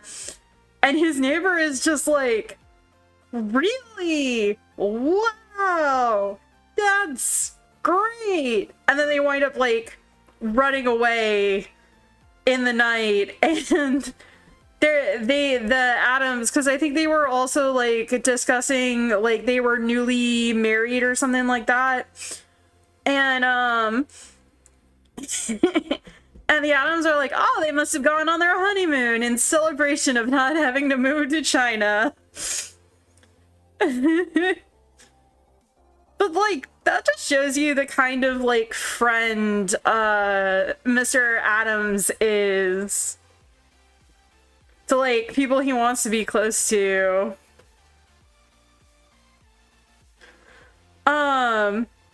But it's interesting because the Addams Family is sort of a play on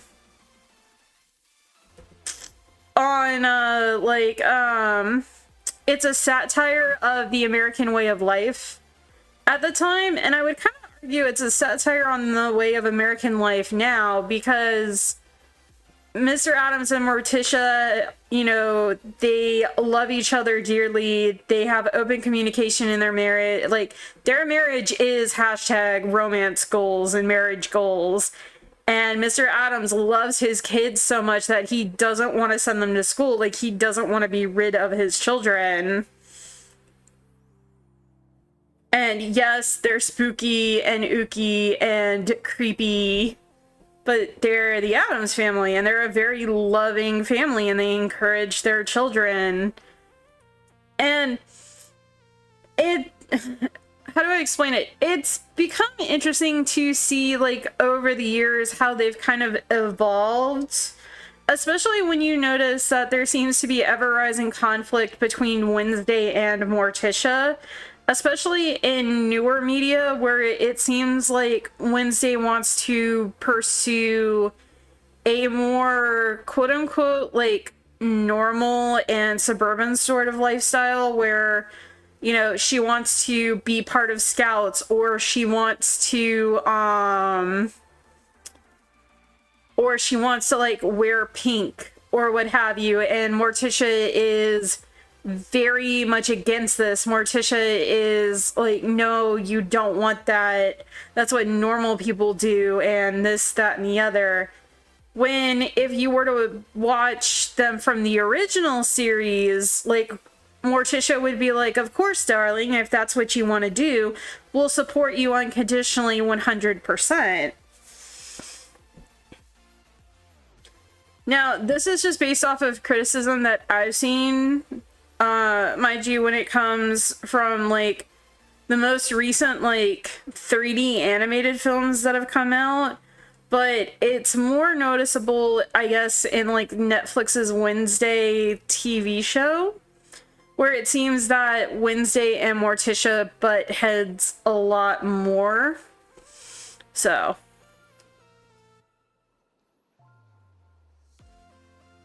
I have heard, like, good things about Wednesday, though. But I always like going back to the OG show. The effects are cheesy, it's in black and white. Pricing is hella dated, by the way.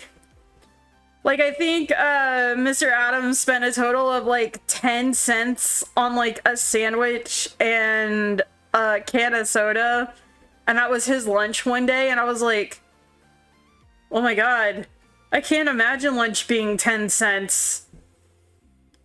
Like, at that point, I'm wondering what they did to the food. Oh yeah, if you ever watch anything, so like Bewitched, the Dick Van Dyke Show, and obviously I'm exaggerating 10 cents. The Addams Family, The Munsters. The Munsters is another really good pick for, like, family spooky stuff. But if you watch them at the time they were made and at the time they came out, and they talk about how much it costs for them to, like, get gas in their car or go grocery shopping, and they're like, oh, well, you know, $5 is so expensive. And I'm like, are you out your minds? What do you mean $5 is expensive? Like, I remember I went on a kick once and I watched, I binge watched the Dick Van Dyke Show. And the other really interesting thing is it kind of shows you, like, the difference between then and now, right? So, like, back then, OMG, I love The Munsters, the original, not the Rob Zombie movie. I get you. But it's interesting to see how different life was back then versus now. So like, for example, when I was watching the Dick Van Dyke Show, right? So you had Dick Van Dyke, and Dick Van Dyke was married, and then they had all of their other friends who were also married, right? And then they had the one friend in the group who was single, who wasn't like married at all. And so what he would do was he would go out on like dates and stuff. And there was one episode, I am forgetting that he made that. Thanks for the reminder. And so anyway, so there's one episode where the friend calls his like date because they had like a miscommunication or something. And she asked him a question. He said, "Oh, I was gonna spend $10. And she's like, "All right." So she hangs up the phone, and Dick Van Dyke asks him, he goes, "Why did you say $10? And his friend was like, "Well, she wanted to know if I was going to take her out somewhere nice, so she would know how nice to get dressed up for me." And so the fact that a $10 dinner was like that expensive. Hold up. I gotta do calculations now, because now I'm curious.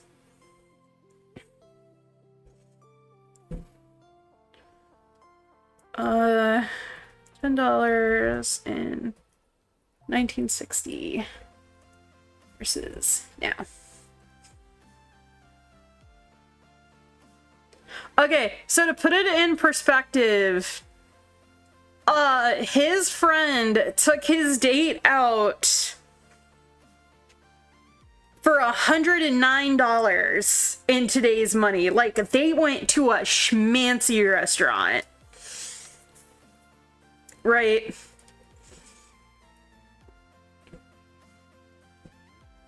But, like, nowadays in media, right, you see where, like, you have a group of friends and everyone's single, right? And then you have the one friend out who's either dating or married, or sometimes you have a friend who is married, or you have a friend who's, I don't know, I'm putting two women, who's dating, right? Or in a poly relationship. We don't know. We don't know what they do on weekends. But it's just, it's interesting to see the culture shift between then and now versus TV. Or not versus TV, but in TV, I guess is the point that I'm trying to make. And the shows still hold up. Like,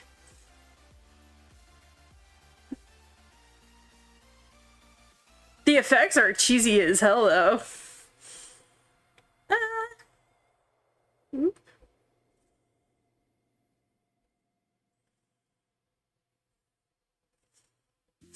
You always have that one friend that's a hoe. I got you trying to be nice. Like, even the Golden Girls. Right!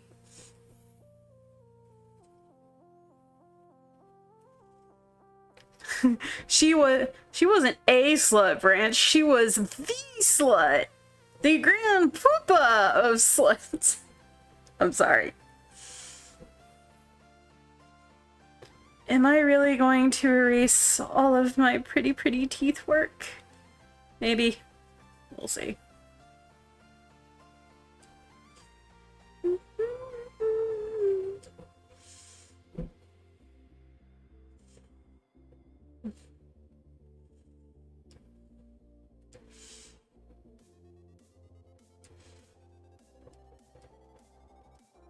Oh my god, it was all on that layer.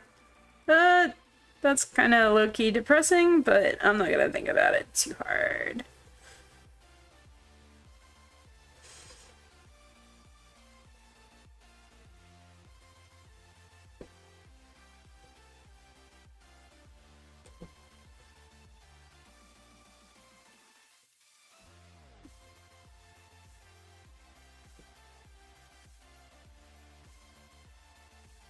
I honestly don't know any other way of phrasing that. Sorry for the auto mod. No worries.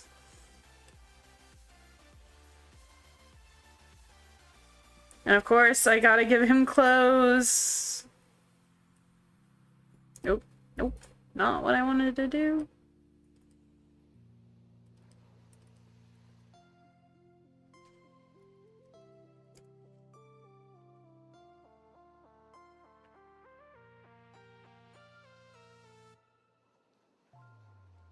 Am I a real boy, Papa?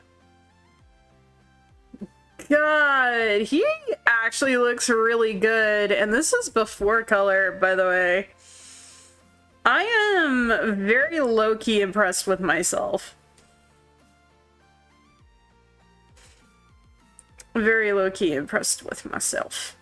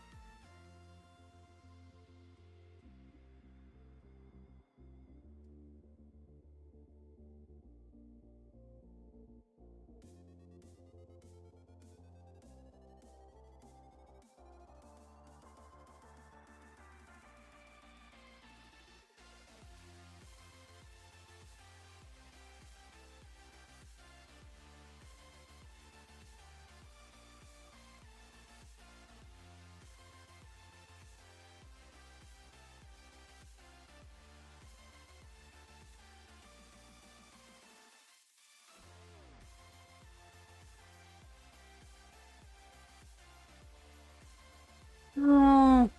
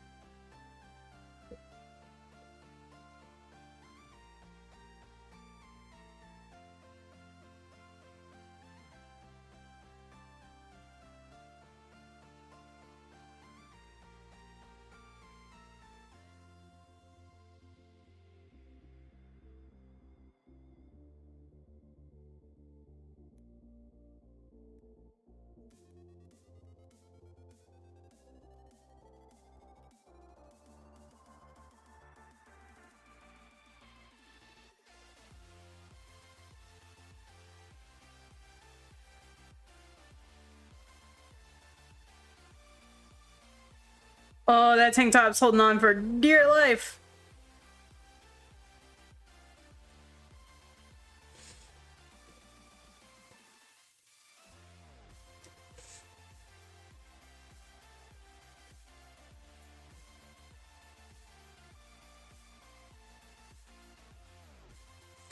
Oh, I guess EA got bought out by,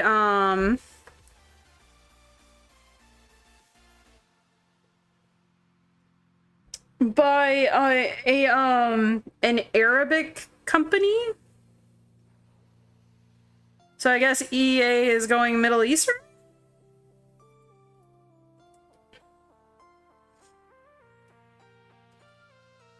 That's like finding out 7-Eleven got bought out by Japan, like, let's go! Get all the Japanese snacks. Oh, I'm about to ruin all of my pretty detail work and I don't know how to feel about it. Meh. Oh well, sacrifices must be made in order to be family friendly-esque.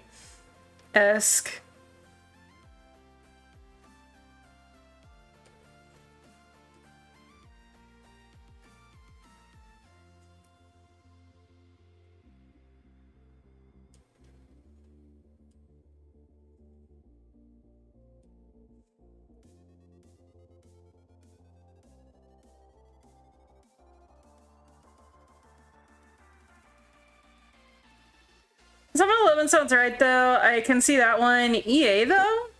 That's just what I heard. I gotta actually, like, fact check things I hear. Honestly.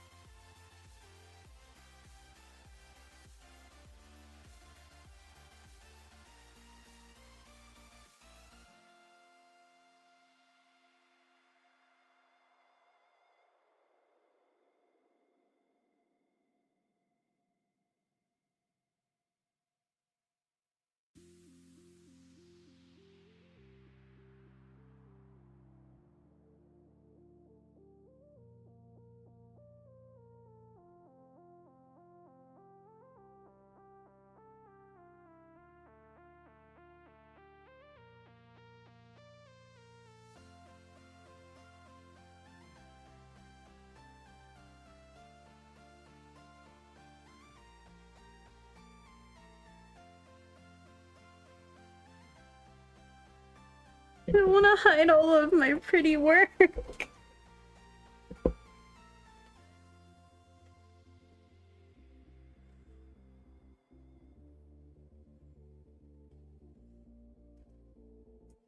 Wait, maybe it's like a wear thing?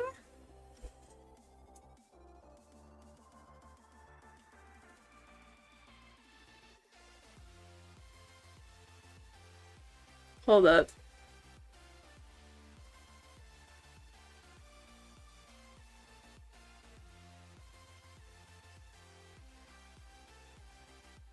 Hold up, hold up, hold up.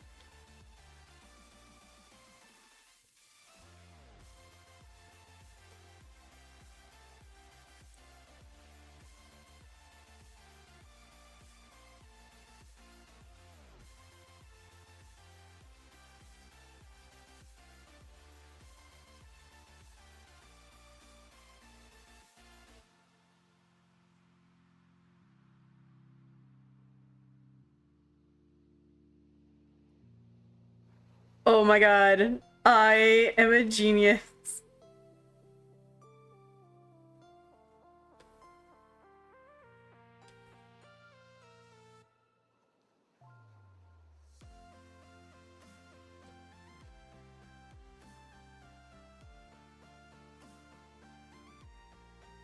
It's barely hanging on, but it's doing it.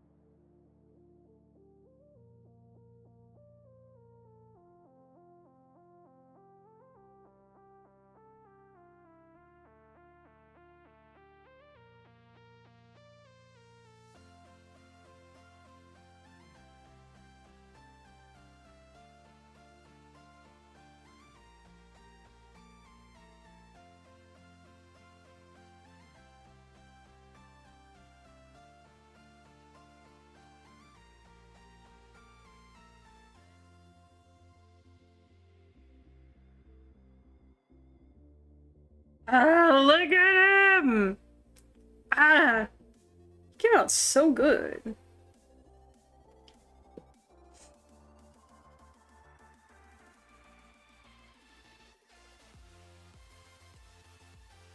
I'm actually gonna leave the clothes kind of like on, but I'm gonna render him with and without clothes. Because it's my channel and I can do that.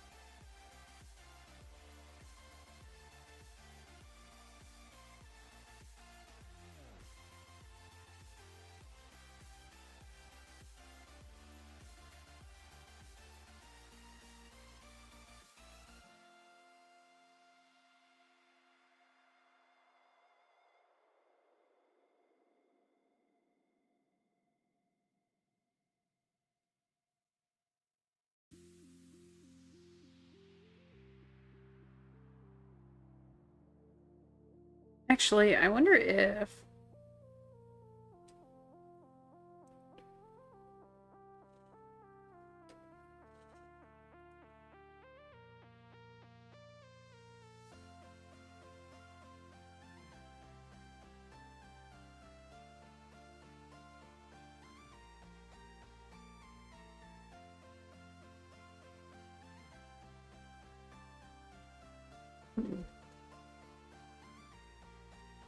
I'm thinking.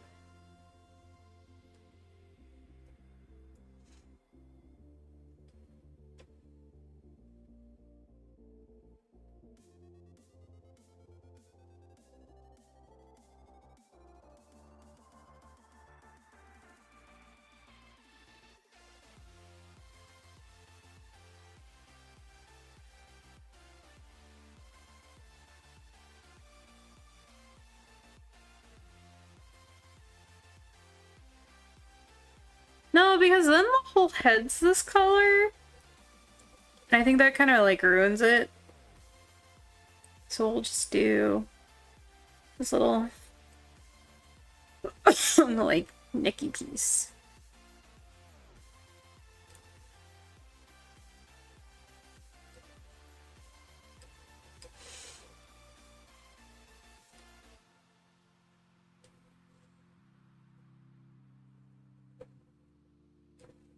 See, he don't bite. He's wearing a harness. Kinda. Not really. But.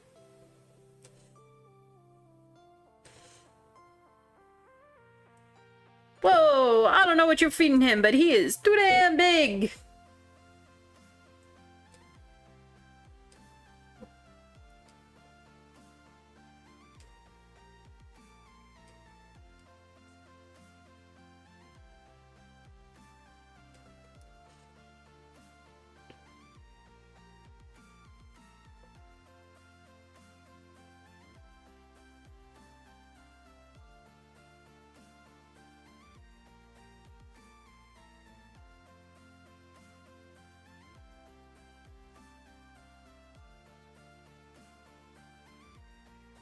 That's the color he is.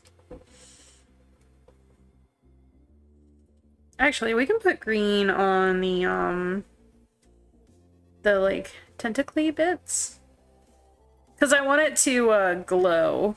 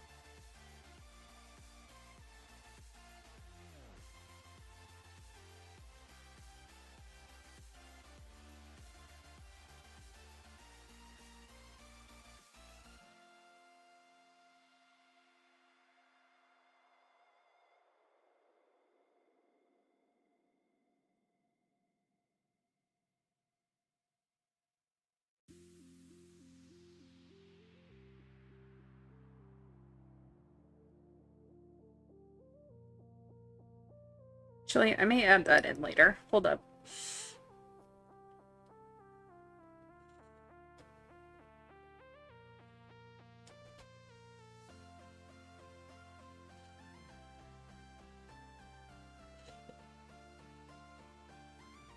Sorry, I'm trying to figure out, like, how I want to do things.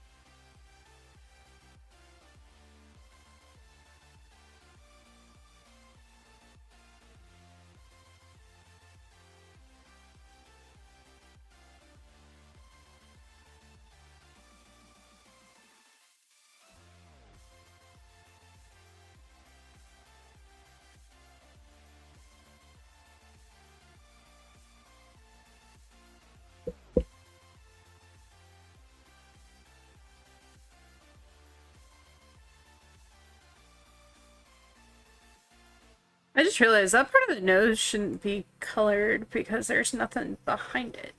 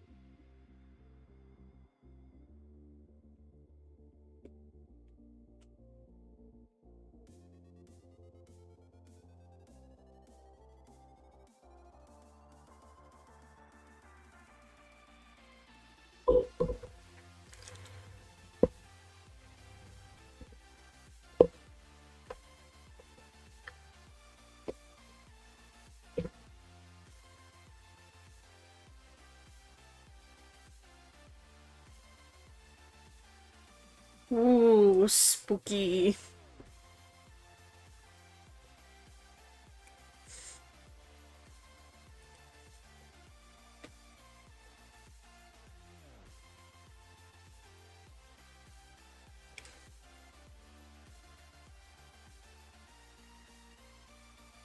Let's give him all the wild colors. Because why not?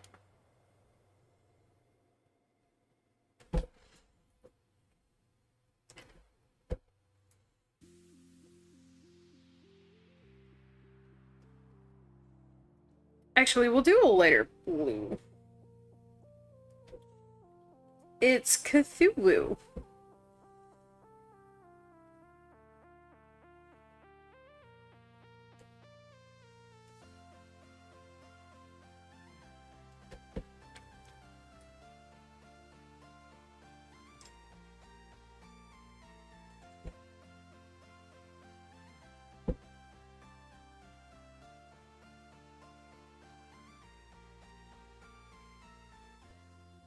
Actually, if I look at the original image that I referenced,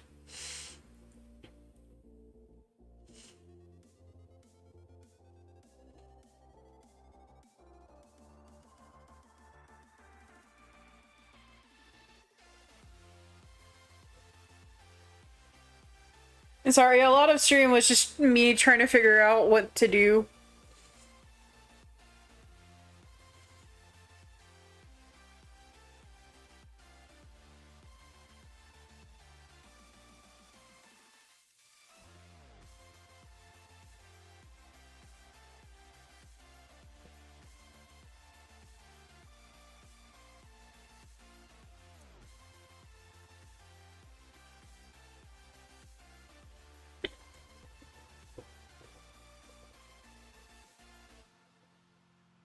No.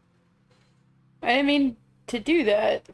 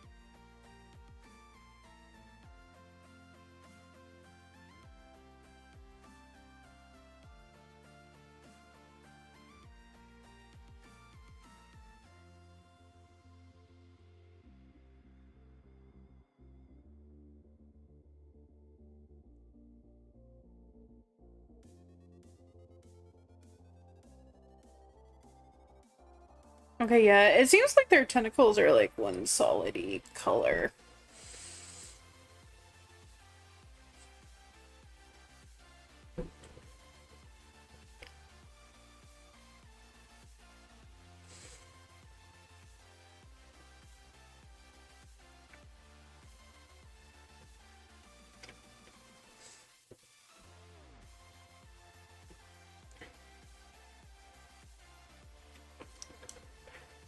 Hmm.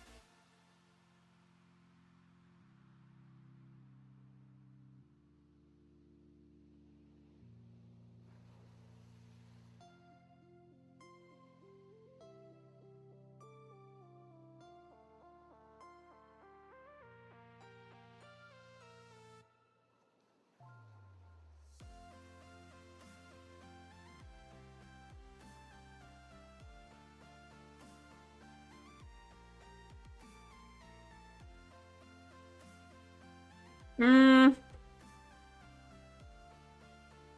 I think I'm gonna switch up his main color. Because I'm like, it doesn't feel Cthulhu with him being blue.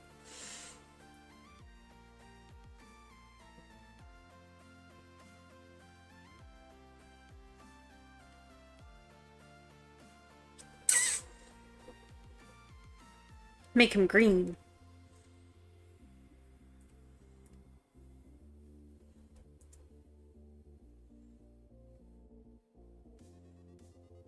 I should have just done that in the first place, and I did not, because I was dumb.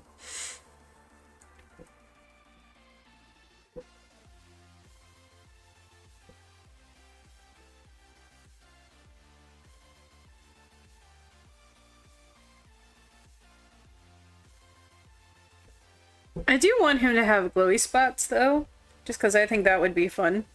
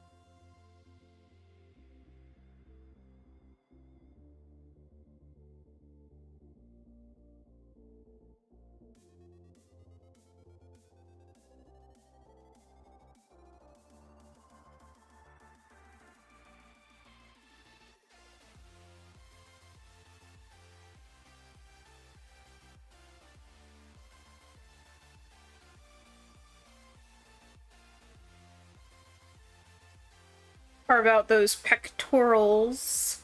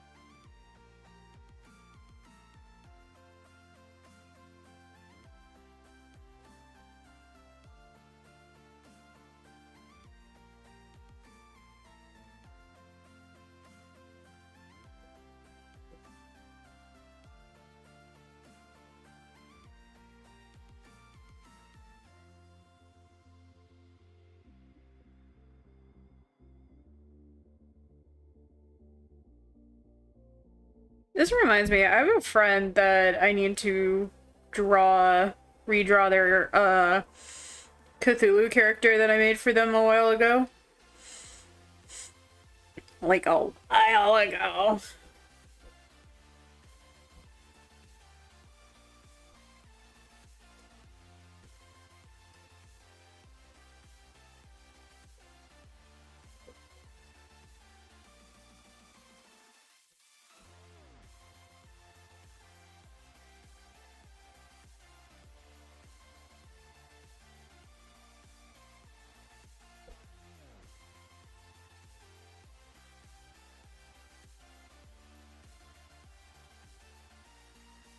Also, now that I'm drawing this, I'm like, does this really count as, like, pinup if he's yelling?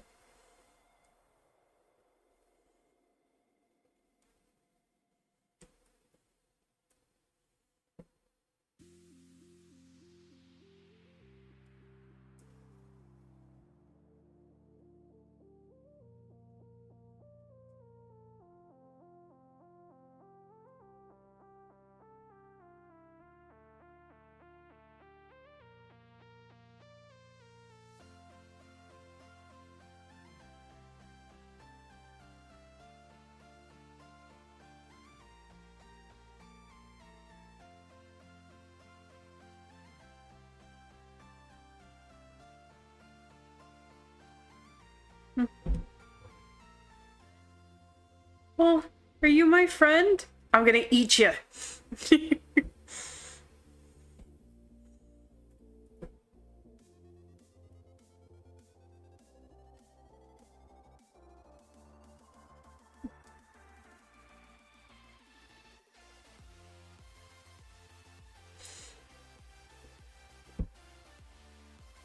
Oop.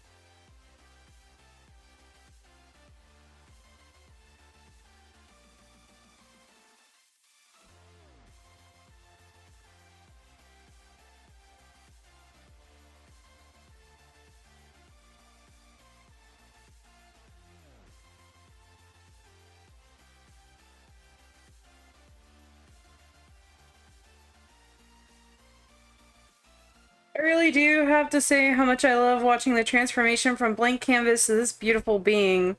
Thank you.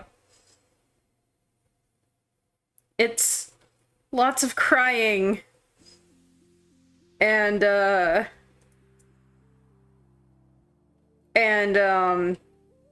struggling.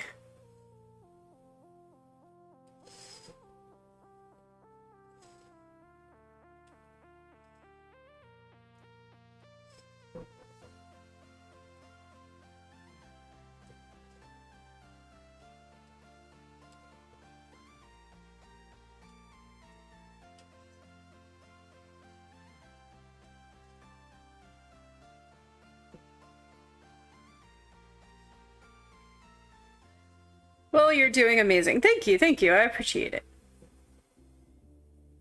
Gotta get those hot abs.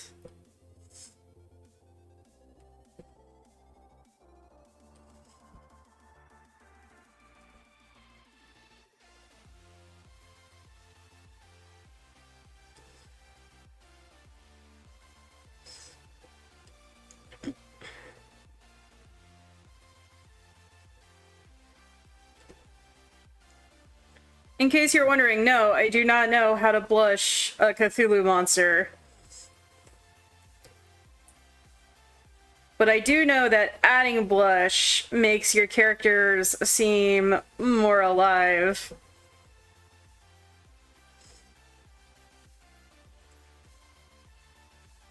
Actually, I recommend watching people that they do customize dolls.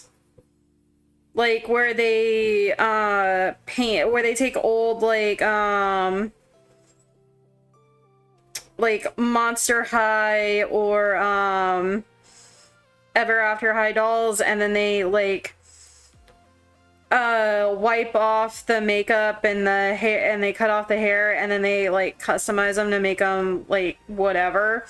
Because and the reason why I say this is because when they like airbrush and paint on the pastels for these characters, what they do is they'll blush the joints to make them appear more alive. And it's a really good skill to learn how to blush your characters, so that way, like, in your painting, so that way it adds an extra level of, like, depth to what you're doing.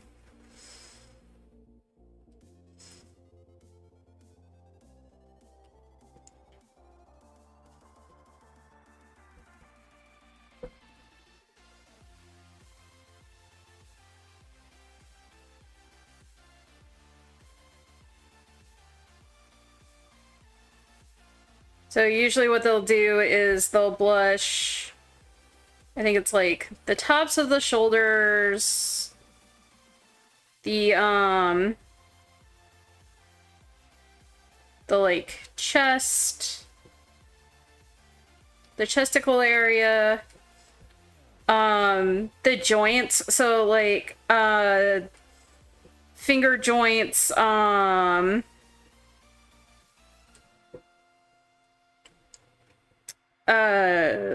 the knuckles, the tips of the fingers,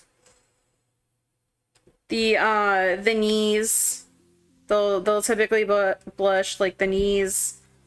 They will also blush the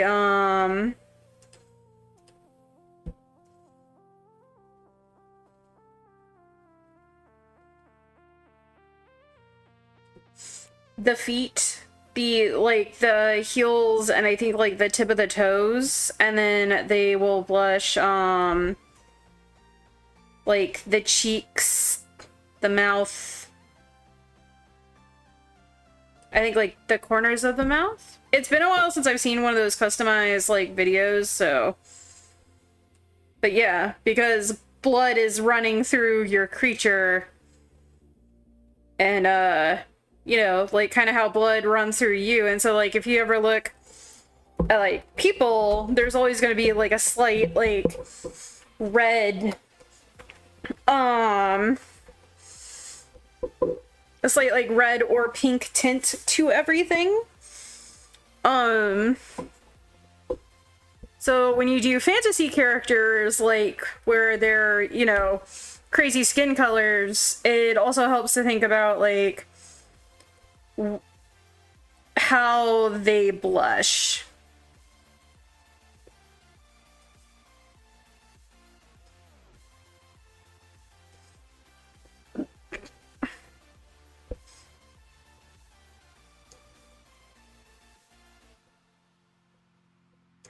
Oh, the tip of the nose is another like good one. Is another good area for like blushing. Make this a bit more prominent. Because he's a hot-blooded Cthulhu male. And he's in the process of yelling at somebody. Probably his mate, who knows. Maybe he's bellowing into the swamp.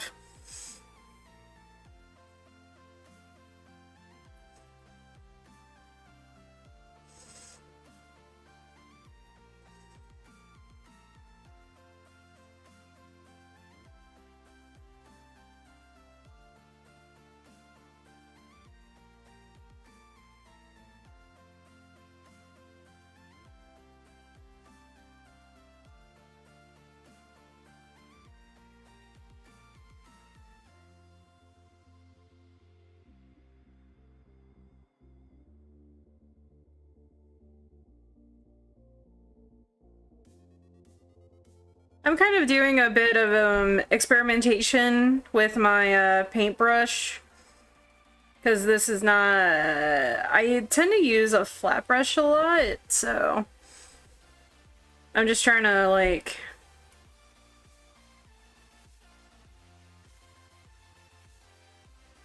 mess around a bit. That's part of the fun of art, is to, like, mess around and see what you can do. What you can mess with.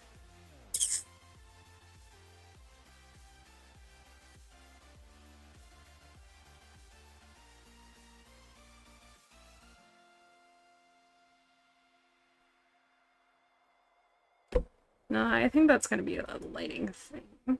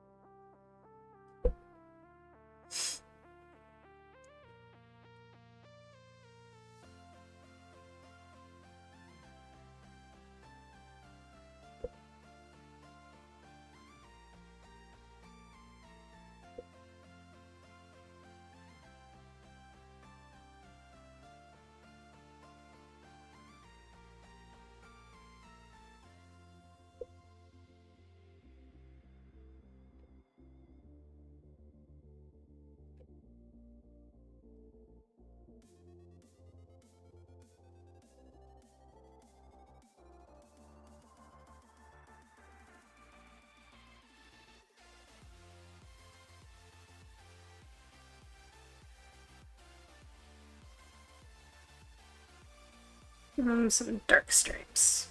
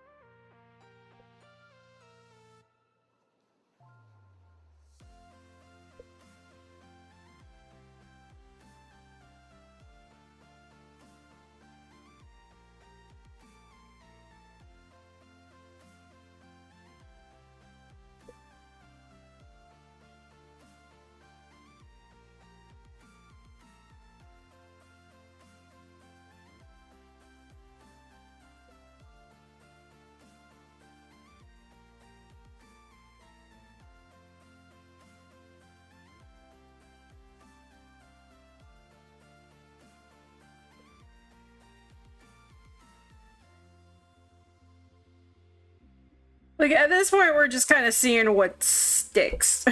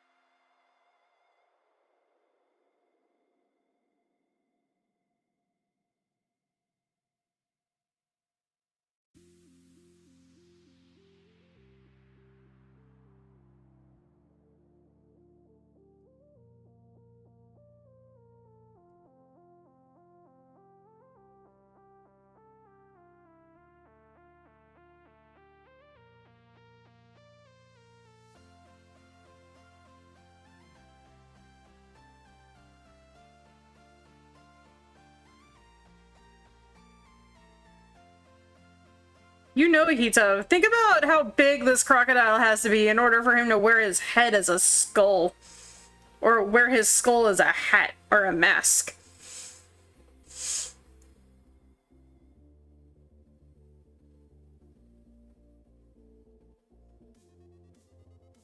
Pretty big.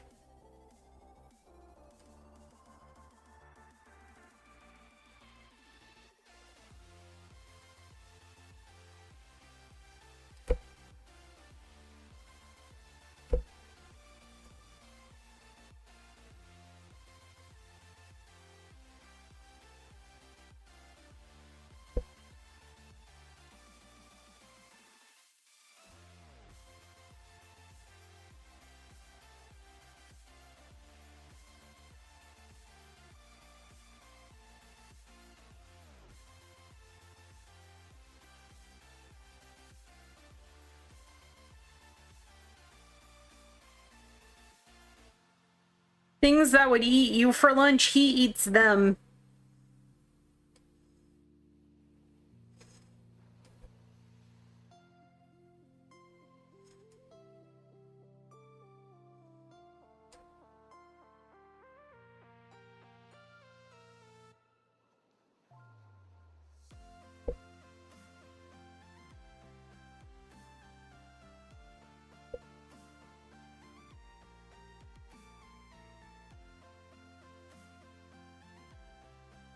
Oh my god. He's gotta be one of my favorite designs I've done.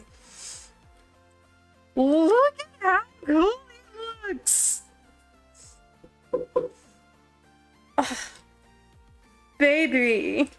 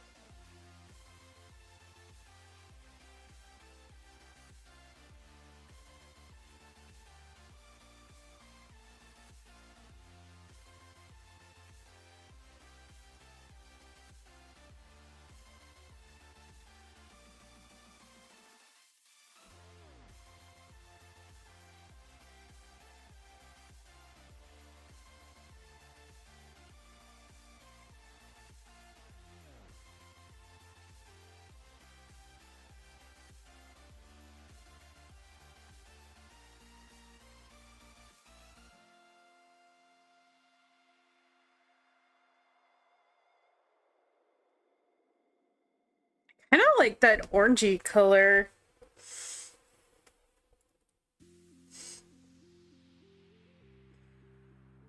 God damn, he is hot. Right?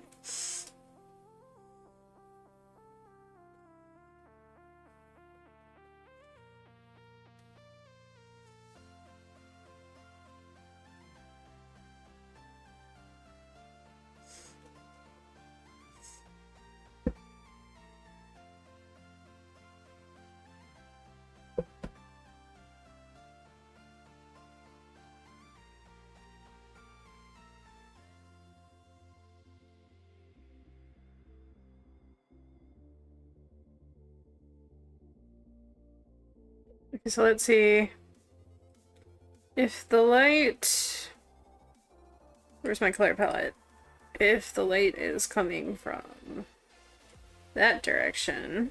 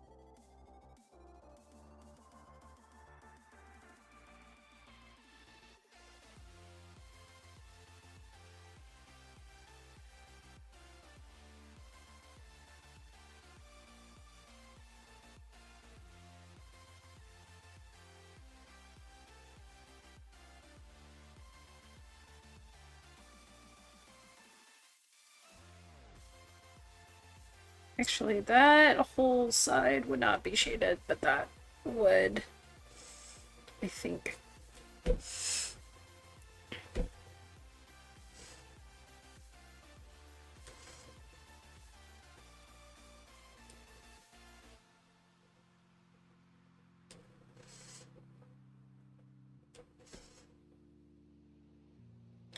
Oh, so I found a series on TikTok that I need like 10 seasons of, but it's called That One Rich Couple. Oh my god, it's so funny. It's like if Schitt's Creek and The Office made a series together.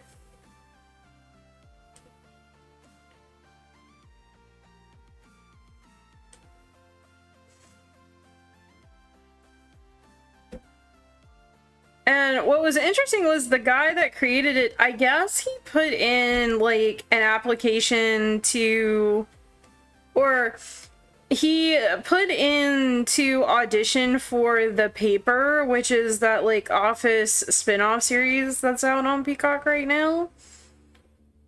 And they didn't get back to him, so he decided that he was gonna make his own tape and create his own character.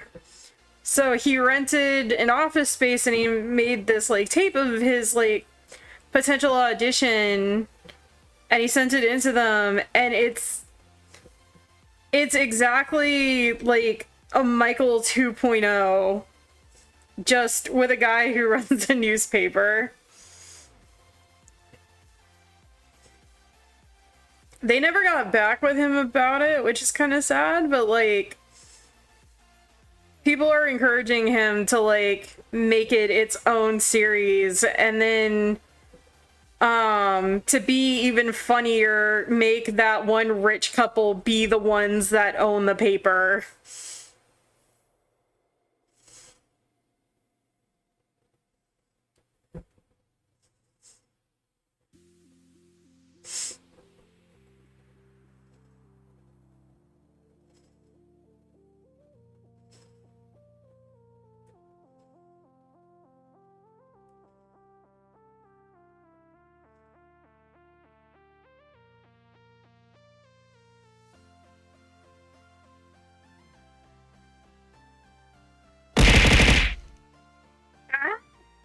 Hydrate? Why am I hydrating?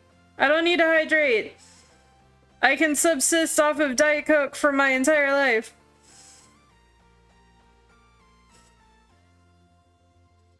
Hold on.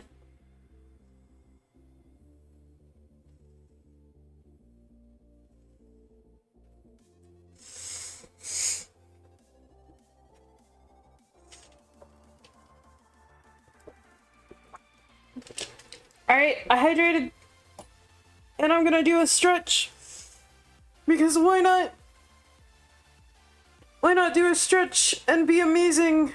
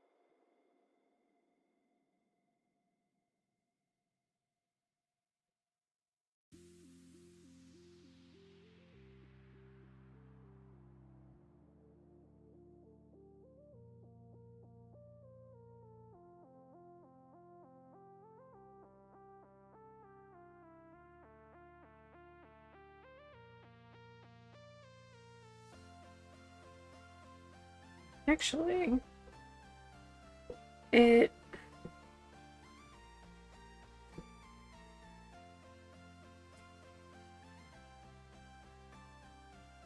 would be something like that. I'm trying to figure out how shadows work.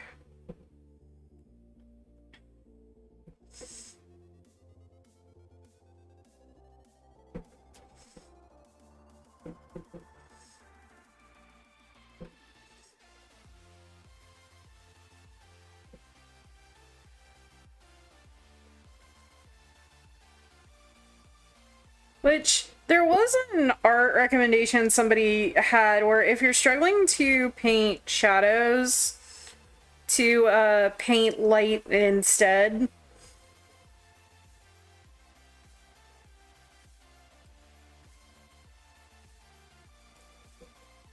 Actually, no, this would be darker. And then as this one, like, gets more toward the light, that would be fully lit. And that would have some shadow. That would, this whole area would be highlights, methinks. But this would be in shadow because it's behind the arm and the chesticle. I'm also debating if I'm gonna blend these or just leave them as they are.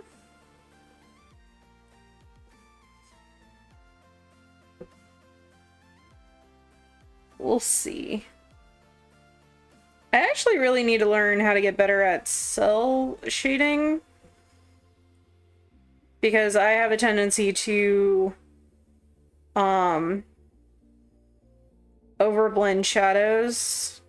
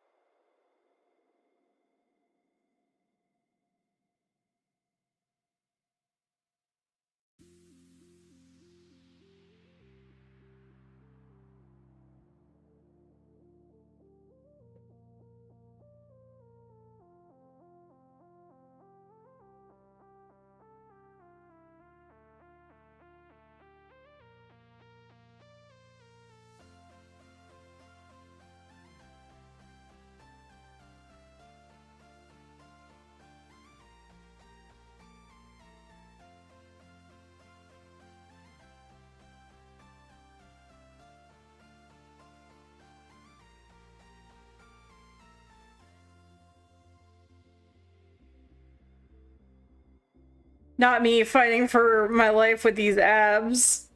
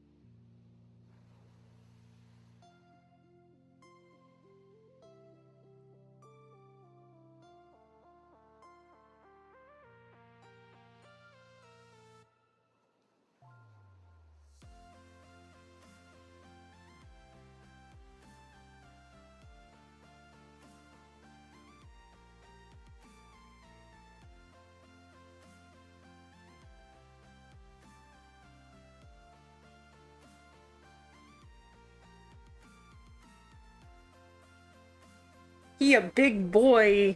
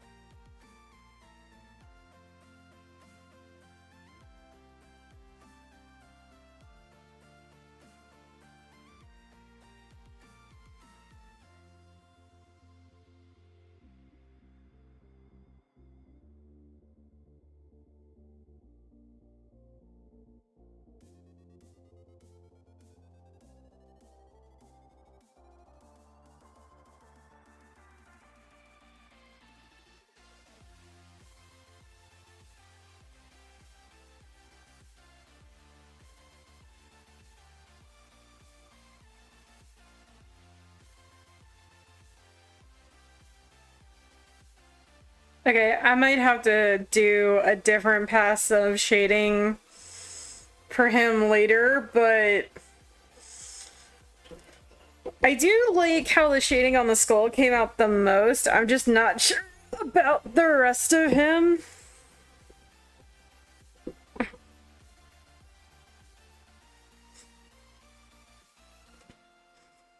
That being the case, I am getting kind of eepy, so I'm gonna go raid into somebody.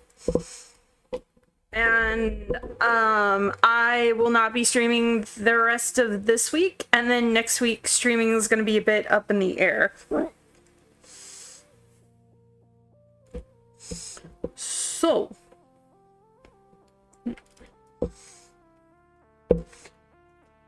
but I did want to say thank you, everybody, for coming in, joining, supporting me.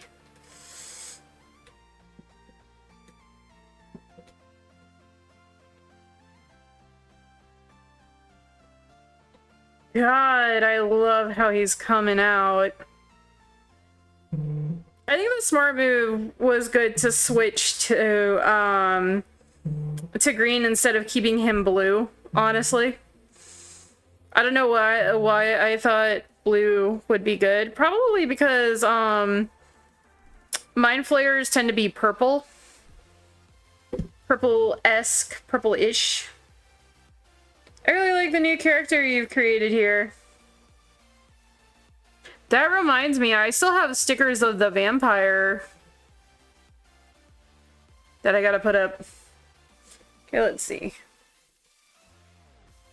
Who am I following that I haven't rated into a long time? Lovely, Kuma, Drusy! Mediocre. We did mediocre last night. Let's go say hi to Drusy. Drusy's doing some character designs. We love Drusy. Drusy's good boy, friendo. Next time I come on, which we'll see, I'll raid into somebody new, because it's always good to raid into somebody new and expand the abyss. But, yeah, no, you're very welcome.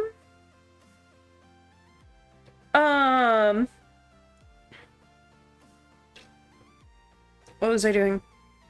Oh yeah, I will see everybody in the next stream, whenever that may be. Anyways, much love, have a good whenever.